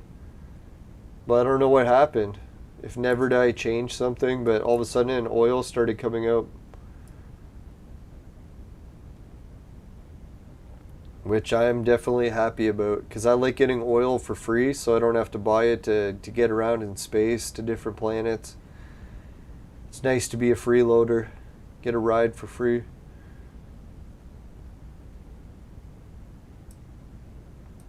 No, once you live a life of poverty, you have to be economical, and getting free rides is definitely an economical way of travel. If anyone's wondering, like the Hitchhiker's Guide to the Galaxy, that definitely applies to this game. If you want to hitchhike across the galaxy, you can. You don't even have to spend a dime. You just have to be really good at asking people for help, and if people will help you, you're good to go. It's surprising too. There's a lot of really nice players in this game. Some people bitch, like there's this one guy, McCormick. He's like the epic bitcher, where he bitches so much about Entropia. Even more than me. If you can believe that. But yeah, he bitches about it so much.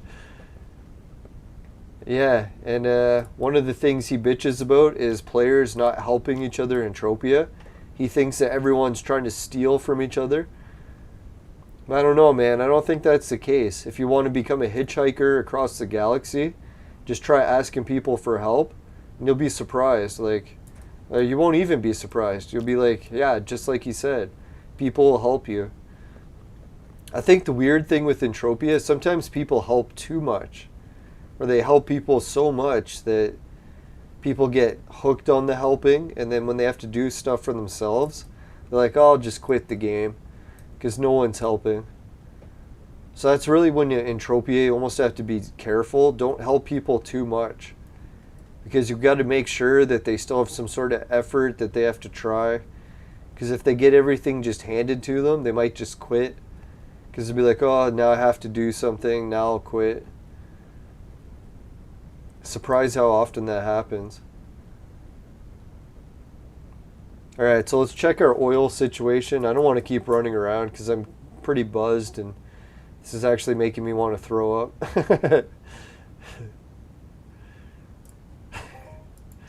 Alright, how much oil did we get? Fuck, did we only get 6 oil? Well, it's still better than nothing, but dear God, I thought we got like 10. I think the booze was helping me overestimate. Oh yeah, this vodka mixed with the drink is good. Could be because the rum was already giving me a buzz.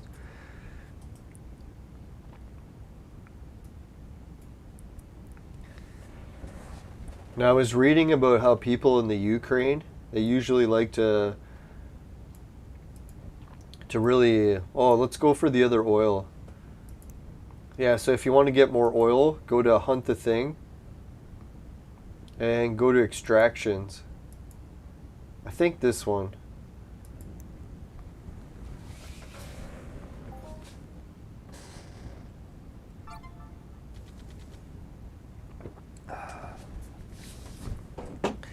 Yep, this is the one. So if you want to get some more oil, come here. And don't worry, these wolf creatures, they can hit you, but it's not for very much. Usually a whole pack of them have to be hitting you to really do any damage. No, sorry if my voice isn't very good. I'm starting to get pretty buzzed. Really, like once you chug back like 10 shots, you really should get a pretty good buzz.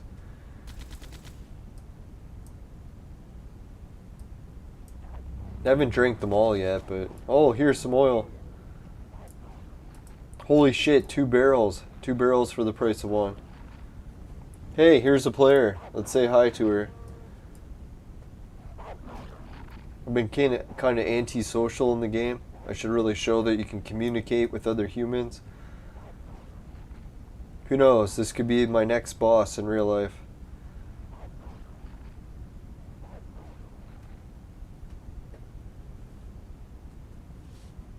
Yeah, imagine meeting your boss, collecting oil at an oil rig. Then you have to explain to your family how you got the job. You're like, well, I was playing a video game. I was collecting oil. Then I met my boss, and they said, come work at our factory. I said, okay, I'll be there tomorrow.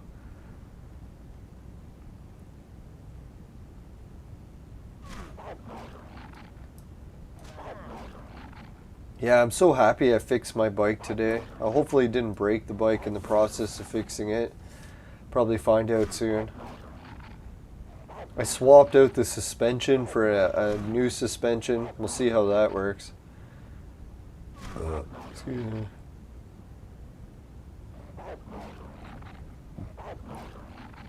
Now I had to oil some of the frame because the frame was squeaking so bad. You should have seen it. Like I've heard bikes like squeak before, but my bike was squeaking so loud that I almost needed earplugs just to ride it because it was like so loud. And then when I would bike past someone, you could see them like turn around. They'd be like, "Oh my God, like what the hell is this super loud noise?" It almost sounds like a Harley Davidson coming. Except it's just my bike and it was squeaking. That's why you never underestimate lubrication. You always need good lube. I was thinking, dear God, like people heard the bike squeaking and they must have been, man, that's like the worst case of lack of lubrication.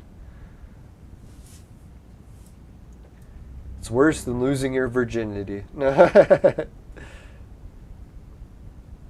I was trying to think of a situation where, man, where have I ever run out of lubrication that bad, where it was so loud that people could hear it for like blocks away? Man, that was nasty. The only thing I liked about it is I never had to ring the bell on my bike, because I could go on the trail and people would hear me coming from like blocks away. So they would be like, "Holy shit, there's a bike coming." I didn't have to ring no bell to let people know I was coming.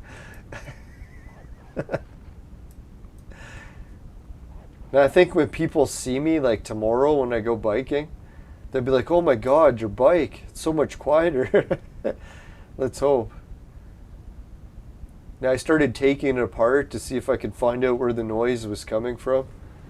And it was coming from the very bottom bracket where the frame bends for the double suspension. So once I oiled that up, it started to sound clean again. No big squeak noise. Dear God, man. That was so loud. I was almost at the point where I'm like, man, I can't even ride my bike anymore. It's so loud. It's giving me a headache to ride it. What the fuck, right?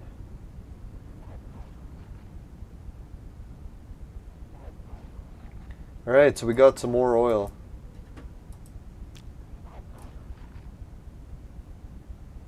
Oh fuck, that's what I forgot. Noah Gaming Clan gave me his Skype, so we can do some Skype tests next time he's online. So next time he's online, viewers, remind me. Let's get a call from Noah Gaming Clan.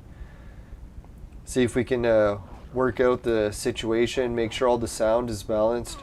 I'm pretty sure what's going to happen is the viewer is going to be way louder than me. So when the people in the chat talk, they'll be like, "Holy shit, your guest is like double the volume of you." So I'll have to try to figure that out.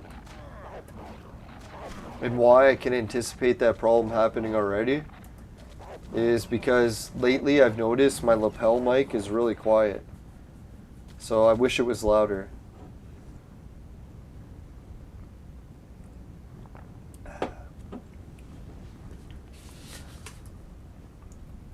Alright, so next what we'll do is we'll check how many oil barrels we got. Holy shit. Alright, so we're up to lucky number 11. Now ideally, if you want to fly somewhere, you have to collect 200 barrels. That's about how far it costs to fly from one planet to another. So 200 is quite a bit, but when you think I collected 11 in basically no time.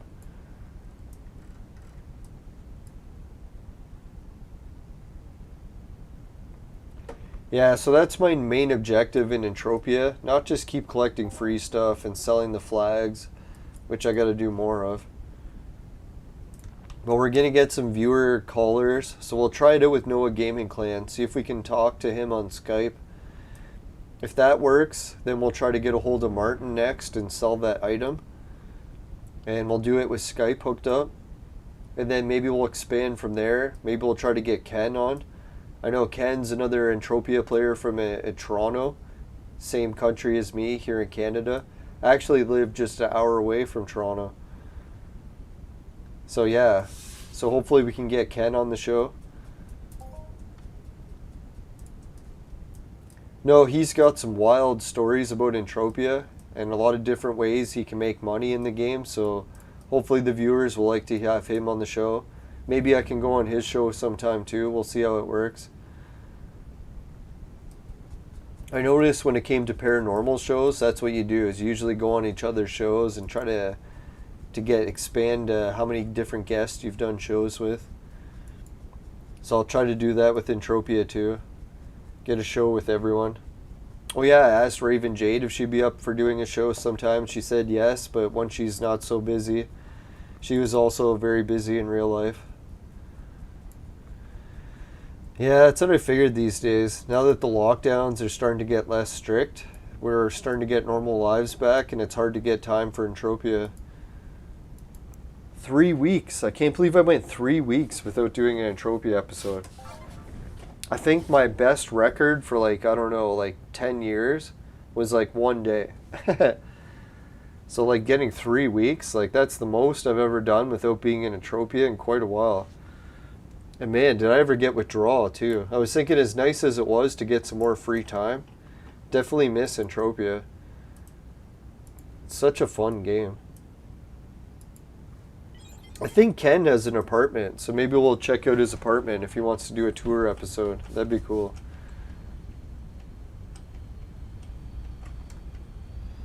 Normally I just do tours of Hot Babe's apartments, but we'll do it a exception for the show.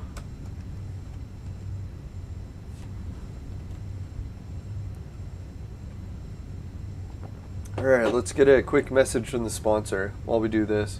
Today's flight to Rocktropia Stadium is brought to you by Crack. Crack. It'll fuck you up. Woo!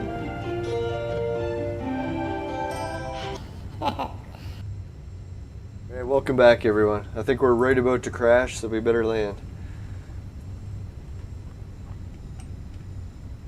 Man, it's just fun playing Entropia. I know I've been playing Entropia a little bit too much for a while there, so that little break is kind of like, oh yeah, everything seems new and fresh again.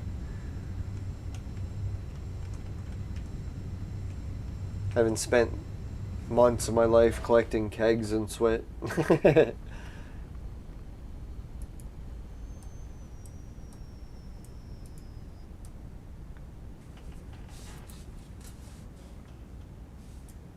Yeah, I'll have to remember what else I was doing in Entropia. Since it's been like 3 weeks, I can't really remember what I was doing. Was I doing some sort of big crafting mission? Alright, so that's one of the kegs. See these kegs? They're worth more than oil by double the amount if you sell it to other players. So if you can pick up a whole bunch of kegs, it's really good. And I don't know, I want to jinx it, but there seems to be quite a bit here. There must be some horrible catch coming.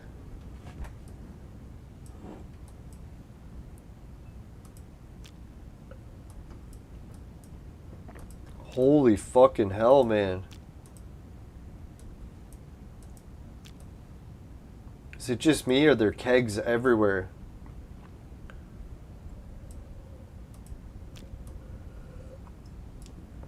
I don't know, is this like paradise for me coming back to the game? They're like, welcome back. Look at items everywhere for you. It's like, I appreciate it, game. I appreciate it. I won't forget you.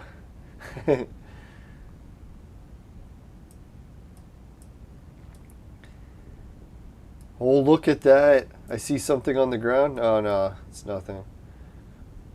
I was like, oh, it's rocks. Let's get some rock.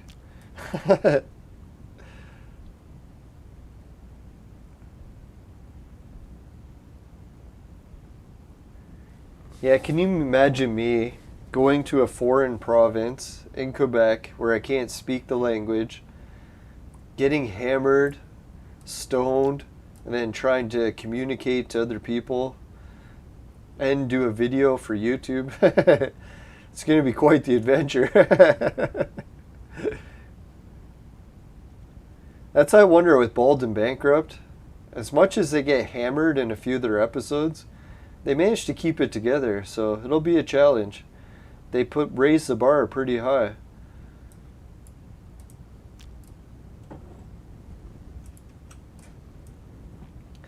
Now I figured if I can go to a place like Quebec and get drunk and not get beat up,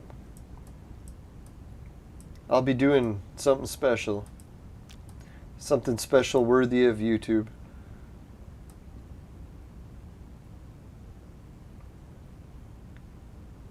Yeah, so if anyone's wondering what you can do with these kegs, once you collect 1,000 of them, then you can sell it for a pretty good price. Like about $3 US. So 1,000 seems like quite a lot to pick up. But you can see, like, if you come here at the right time, they're like all over the place. So you can really pick them up pretty quick. And finishing quick is my specialty.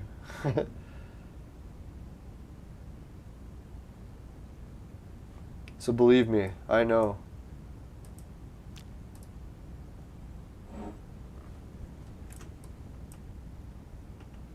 You know, I was thinking back in the day, I used to go on travel trips alone across the country. And it was really a lot of adventures. And I looked back and I was like, man, I wish I would have brought a camera and tried vlogging. But now in hindsight, I was thinking, when I did those trips, I really had to learn how to just travel alone. So I really couldn't be vlogging the whole time because I'm like, man, I'm just trying to learn how to travel alone. It's not a really good time to be vlogging if you're just trying to learn. So I was getting killed by the creatures, so I ran them out of the stadium. So hopefully they'll stay out here, and when I come back, then I can just go in the stadium. Yeah, let's drop off the... Let's see how many items we got. Holy shit, look how many kegs we picked up.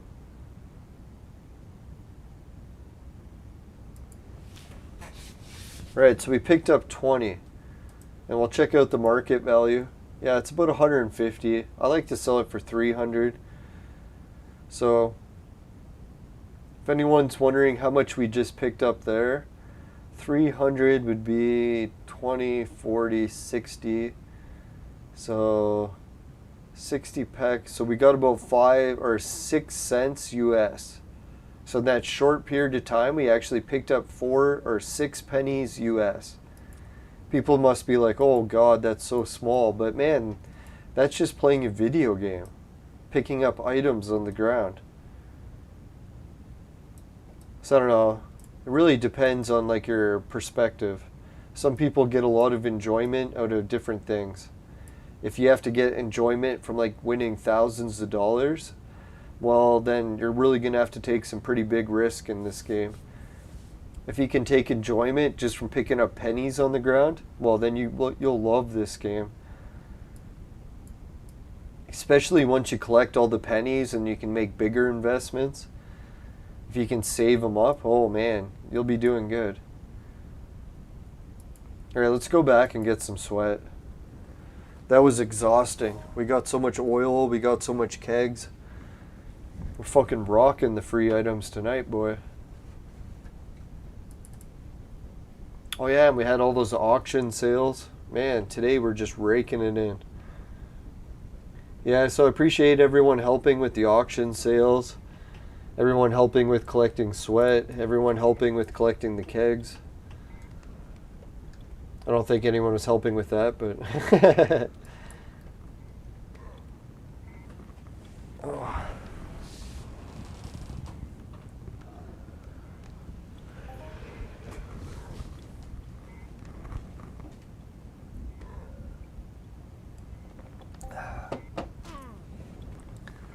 Yeah, I'm wondering what kind of adventures or when those adventures up north will begin. It's kind of sad to think that it's probably going to happen once my uncle passes, but Who knows? Maybe he'll actually live for years and years and won't be for a long time.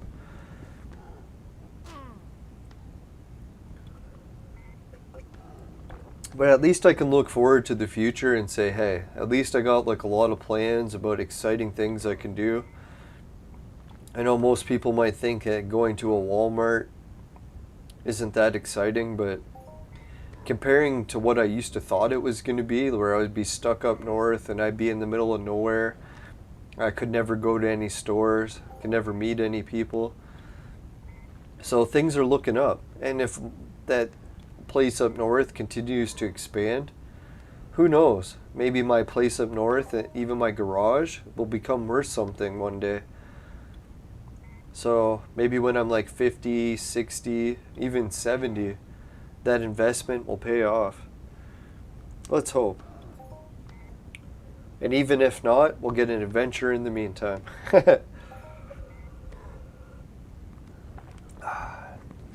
That's what I figure too. Even if you fail in life, as long as you have good time and the adventure on the process to failing, that's what it's all about. The adventure. The journey.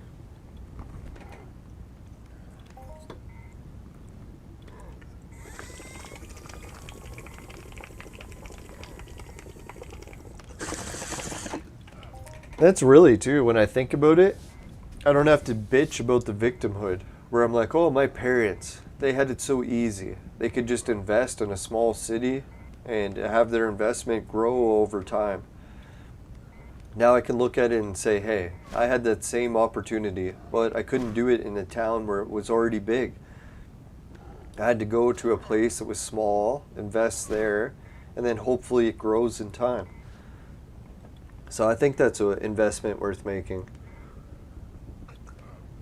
Why bitch about what could have been when you can still do it? You just have to take that risk. The town you invest in might not grow. Your investment may get worth less and less. You'll put money into it and you'll just lose. That's a chance you got to take. No, what I figure too, I don't know if anyone heard, I was talking about the different train services. And they talk about in big cities like the city I live in now, when they're building the huge giant condos, what they do is they build them all in the track. So wherever they put in some train tracks like LRT, that's where they get the big expansion and all the big condos. So when I try to look up north to see where they're going to expand bigger, it turns out the train is being put in. So they'll be able to look at where all the train stops are and where it's going to expand. The weird part is where my town is now used to have a train stop, but they removed it from the line. So I don't know what's going to happen in the future if they tried to remove it because of the name. The name of the town we're up north that used to be on the train stop is so forbidden that I can't even say it on the show. Risk taking the YouTube channel down. So maybe that's why they decided that the name of the town was just too much, so they decided to take it right off the train. They'll have the train go right past it, not stop. They actually commissioned to the town to change the name, but the town refused. They said even though the name is so offensive, they're going to keep the name because it's part of their history. So we'll see what happens. What I think what'll happen is they'll still do a train stop there, but they'll do it slightly away from the town, and you'll have to take a bus to get there. So whatever happens, as long as I can get there, I don't care if it's a train, if it's a bus, if it's a plane. And that'll be the nice thing too. Even when I move up north and I'm doing my YouTube show out of my garage, I'll still be able to travel to Toronto on the train. So when I want to do like a big travel video where I go to the big city, I can still do it. It'll just be a longer train trip. I think it'll go from a 2-hour train trip to an 8-hour train trip, which sounds like a huge increase, but hey, if that gets me a cheap place that I can still afford my own place, That'll be sweet. You know, that's technically the thing that I can look forward to up north too. Is when I go up north and I soup up my garage so it's insulated, has plumbing and electricity, and it's 400 square feet, I can actually say it's my place, where I won't just be staying with family. I won't be doing some sort of job to get a cheaper discount. It'll actually be my place, and I'll be paying for it. So when I reach that point, I don't always have to look at it as being a downer. Maybe I can look at it as, hey, this will be the first time I can say in a long time that I've had my own place again. So that'll be pretty sweet. I'm thinking this time when I repair my garage, I'm going to make it so it doesn't have a garage door and just seal it so it's easier to heat it in the winter. Garage door, that's not a good idea. Some people might look at it and be like, whoa, why are you going to make a garage and not have a garage door? As long as I just have one regular door and I can heat it for the winter, that makes more sense. I got to be more practical. I don't have a car, so there's no point me having a garage door. Yeah, that'll be something sweet. As much as I look down at having to move up north, and I'll have to learn French, that'll be like a whole new life. I'll be like, man, I gotta learn a new language, live in a new city, make new friends, even start a new family. That'll be so weird. That's the thing when you look at your life, right? Sometimes you reach those forks where you gotta make completely different changes. Where it's like you've been doing the same thing for so long. It's even starting to drag you down emotionally. Your body's telling you, man, make a change, now or never. That's the one thing when you start to get down in the dumps. I realize if you keep doing the same thing over and over again, you almost got to anticipate the same results.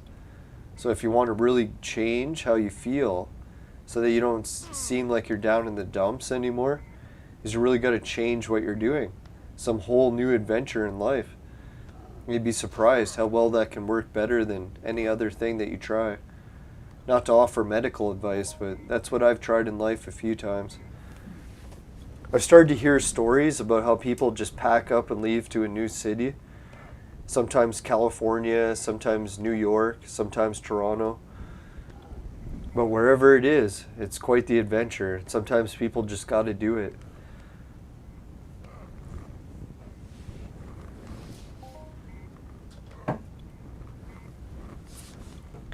Now, it kind of makes me sad because I've spent so much time and energy investing into this property, and it'll be sad to see it go, but hey, who knows? Maybe it'll still stay in the family and I can still visit it.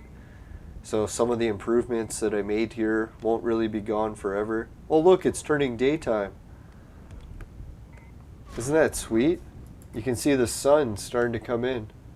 I'll turn the brightness down in the game.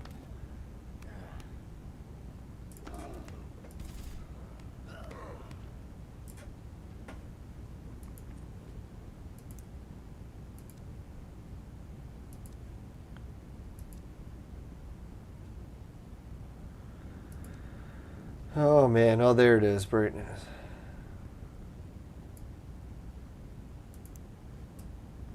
There we go. Now the brightness isn't super crazy.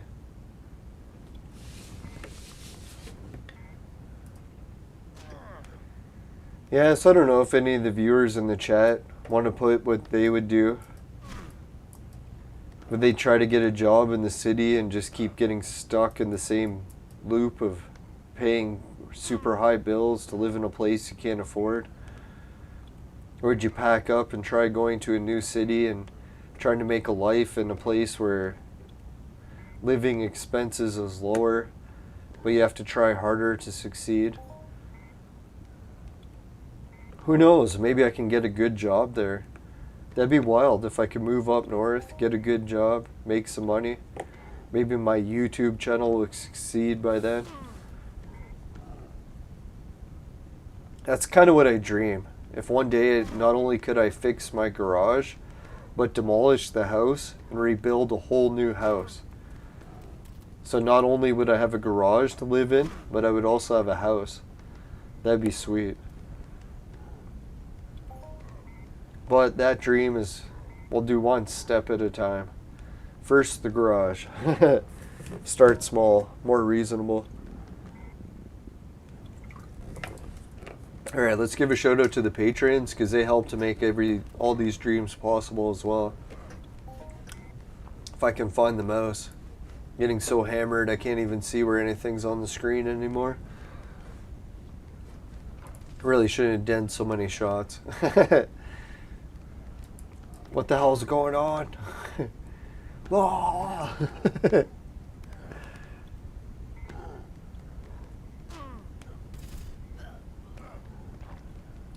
Alright, let's see here. Try to sweat some creature without attracting 10 other creatures. There we go. Let's give a shout out to the patrons, and sorry if I already did twice. I'm trying to remember what we did. Alright, Suki, Dan, Jim, Ray, Travis, and everyone else a patron. Thanks a million. Let's check out the affiliate links while we're at it. Alright, for the affiliate links, we got patrons. Society 6, finishing quick is my specialty. It comes on t-shirts, bed sheets, both popular with the ladies. Hydro TV, pays you to watch videos. Swagbucks, pays you to shop. GameKit, pays you to try games. And free Bitcoin, it's a wallet for crypto. If you want another wallet for crypto, make sure to check out BetFury. BetFury also has different currencies, not just Bitcoins. Oh, but also make sure to check out all your regional laws so you don't break any laws when you're trying all these offers, including the virtual maid sex machine.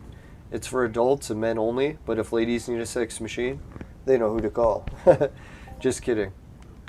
Now, who knows, with the lockdowns being over in my province, maybe I'll start to get out more and actually get a social life. But anyways, yeah, $10 off more on or more.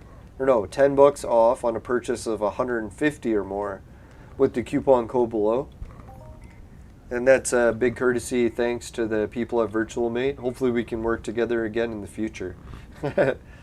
Alright, so yeah, if anyone wants to check that out, I appreciate it. It helps me out as well. Let's check out the game screen again. We'll get a little bit more sweat. Holy fuck, we're over 2 hours. I figured because we're almost to 1 in the morning. That's what happens when you get hammered and start playing Entropia for the whole fucking night, right?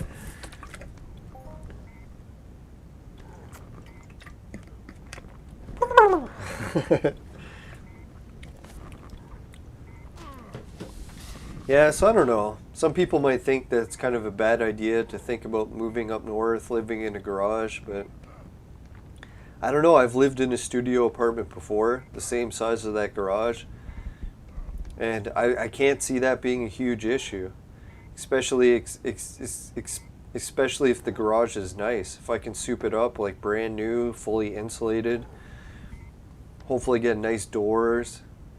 Hopefully like bars on the window so that I don't have to worry about my stuff getting stolen and I can move everything to the garage.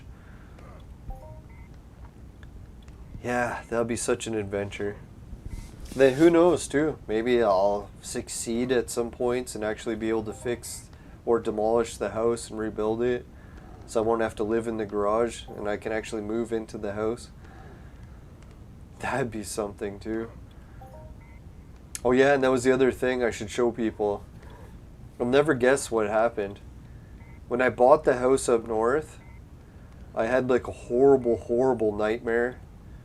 Which most people would think, if you had a horrible nightmare about buying the property, why would you? Would you just not buy it? But I bought it. And I think there was some sort of reason that I was drawn to it. And when I was looking at building the house, I was thinking the garage, we'll keep it a normal sized garage, but one day, if I can ever demolish the house and rebuild it, I want to build it a 3-story house. People might be wondering, why the hell do you want it 3 stories? And the reason I want it 3 stories is I should show people. It's funny because right now the house is just a bungalow, so it's only 1 story. So when you go in the house, you can't see anything. You sit on the front porch, you see the people's house across from you. If you go in the backyard, you just see the field behind you. But I knew a catch. Because I've been using Google Earth, I knew what would happen if you got a little bit higher up so you could see farther. So if I can build this house one day, turn my life around, build a house, and make it 3 stories, like a ground floor, upstairs, and then an attic, and then make a balcony around the attic, guess what we'll be able to see? Let's show everyone what we can see. I don't want to show off or anything, but this is what I've been trying to play in if I can actually get my life together one day. So it'd be quite the adventure if I could do it, but who knows? Maybe it's possible. The American dream, right? No, thankfully, Google Earth can actually show you what it'll look like. So I can show you.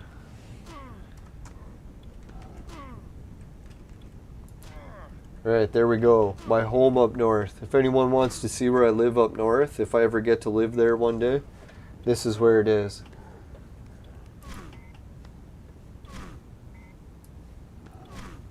So here's my house up north. It's called 18 Kearns Avenue in Kearns. POK 1JO. Postal code. And you can see if you zoom in down to the ground, it actually has the street view. So I can look at what my place looks like. It has a new roof since this tin roof, which is a shame because I kind of wish it still had the tin roof. But that front porch is gone. All these bushes are gone. It's just the house and it's condemned now. Here's a picture of what the family used to look like that lived there. Look like some kids. They had like a horse and they used to play. There was a big fat guy that used to live. Maybe that was the father or brother. And the city would park some of their equipment here because the city actually owns this whole corner. So I actually don't own this giant grass field. This is owned by the city. That's why there's those tractors there. I don't know why the tractors in the city, they park it so close. Because this house actually owns the land up to here. So it looks like they parked too close. But anyways. So you can see if you have a bungalow, you can't really see anything. If you sit on this porch, you can just see these houses, right? You can see a little bit of mountains in the background, but not too many. So it's not very good. But I got a clue. Turns out this guy here, who's like a crazy guy that lives at the end of my street, he took a chair and he put it up on the top of the roof of his house. I was like, why did he put a chair up there? And it turns out because if you go up 1 floor or if you go up 2 floors and you go up on the roof, guess what you can see? I'll show you. Luckily with the Google features, you can actually check it out. So let's see what we can see at my house if we go up a little. If you hold the control key and you zoom, now I can check what I could see. So this feature here is one of the most amazing mountains, holy mountains in the entire province. So being able to see that mountain makes your house worth a lot. So if I can make this house like 3 stories tall so that it can see over all this stuff and actually see the mountain, it'll be worth a lot. So if I can build a 3-story house, boom, you can see that. Oh yeah, and the stars up here are like super good. So if you can see the stars from a balcony, you'll be set. Anyways, let's go back to my house.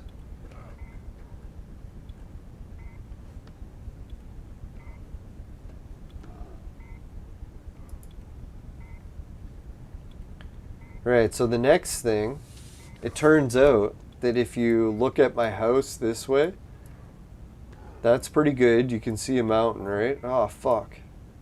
Why does it keep zooming out so far? Piece of shit, man.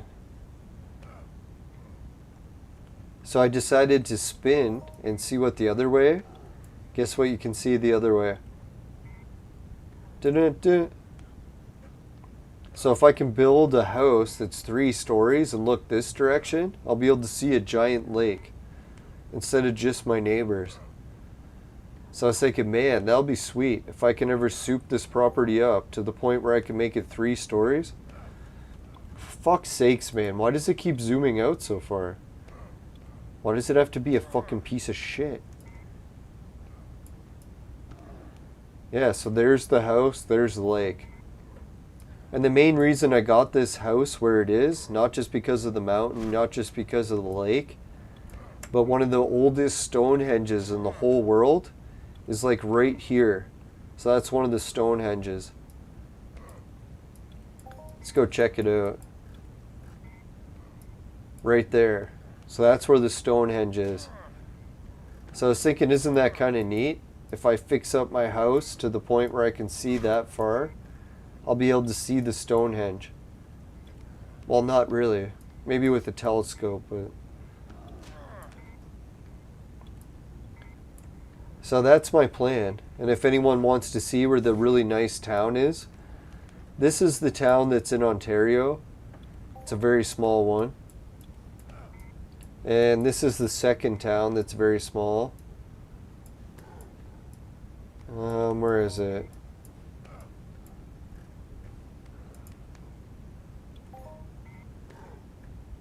Whoops. So that's where this one is. And there's the Quebec one.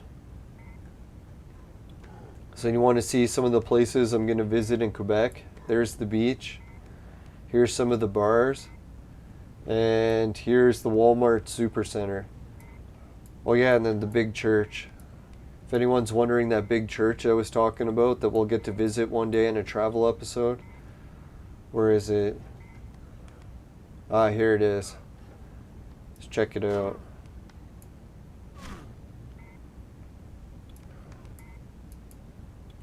Yeah, so this church is like a cathedral from, what is it, Russia? And I've got a whole bunch of history about it, so we'll talk about it when we travel there. We'll get to see these rock formations, go inside the church. Hopefully if the lockdown procedures are over by then. St. George Church, that's one of the clues. Alright, so let's get back to the game. Yeah, so if anyone's wondering, like, what are some of the plans that I have for the future, what have I been working on? Fixing that house, fixing that garage. Well, more than likely fixing the garage and tearing down the house and building a new one. Will I ever accomplish it? Probably not. But at least the adventure in the meantime should be quite the adventure. It'd be fun if we get anywhere close. Hey, even if I get the garage done and I get to explore and stay in the garage for a while, that'd be pretty fun too. I don't know how legal it is to live in a garage. Let's hope it is.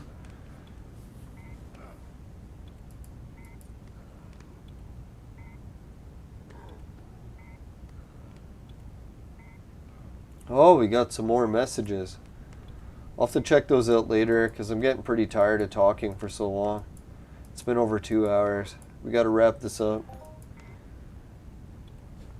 No, thanks for everyone that stayed for the episode. We got 4 likes today. Really appreciate it. Holy shit, that's great for an Entropia episode. Yeah, it's nice to do some more Entropia. I'll try not to get too hammered next time. I just wanted to do some drinking to celebrate. Got my bike fixed, so we'll be able to do some more travel vlog videos soon. Might travel downtown. Might travel to a Freemason lodge. Might travel to Google headquarters and show what some of the world events are happening and why. We'll see where I can travel next. But thanks again everyone for watching, and let's go to the fire screen. Oh wait, I almost forgot the most important part. Let's give a shout out to everyone in the chat. George Washington and Noah Gaming Clan.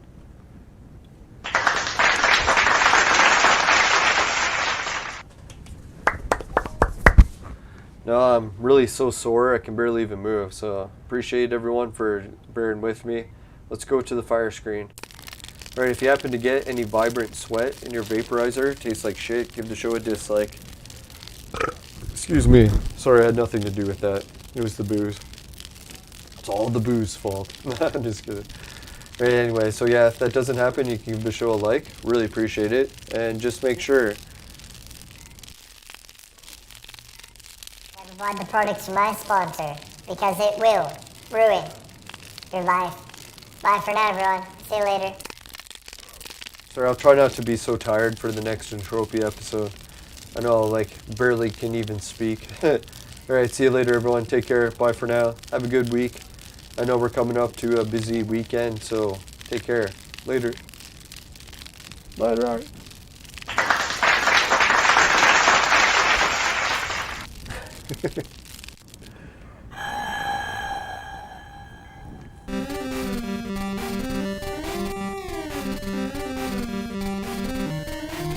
Alright, see you everyone. Thanks for watching. And good luck at Entropia. Hopefully everyone gets a good global. And Noah Gaming Clan wants to join for the next Entropia stream when he gets in the game. That'd be great. Maybe we can do some of that next too.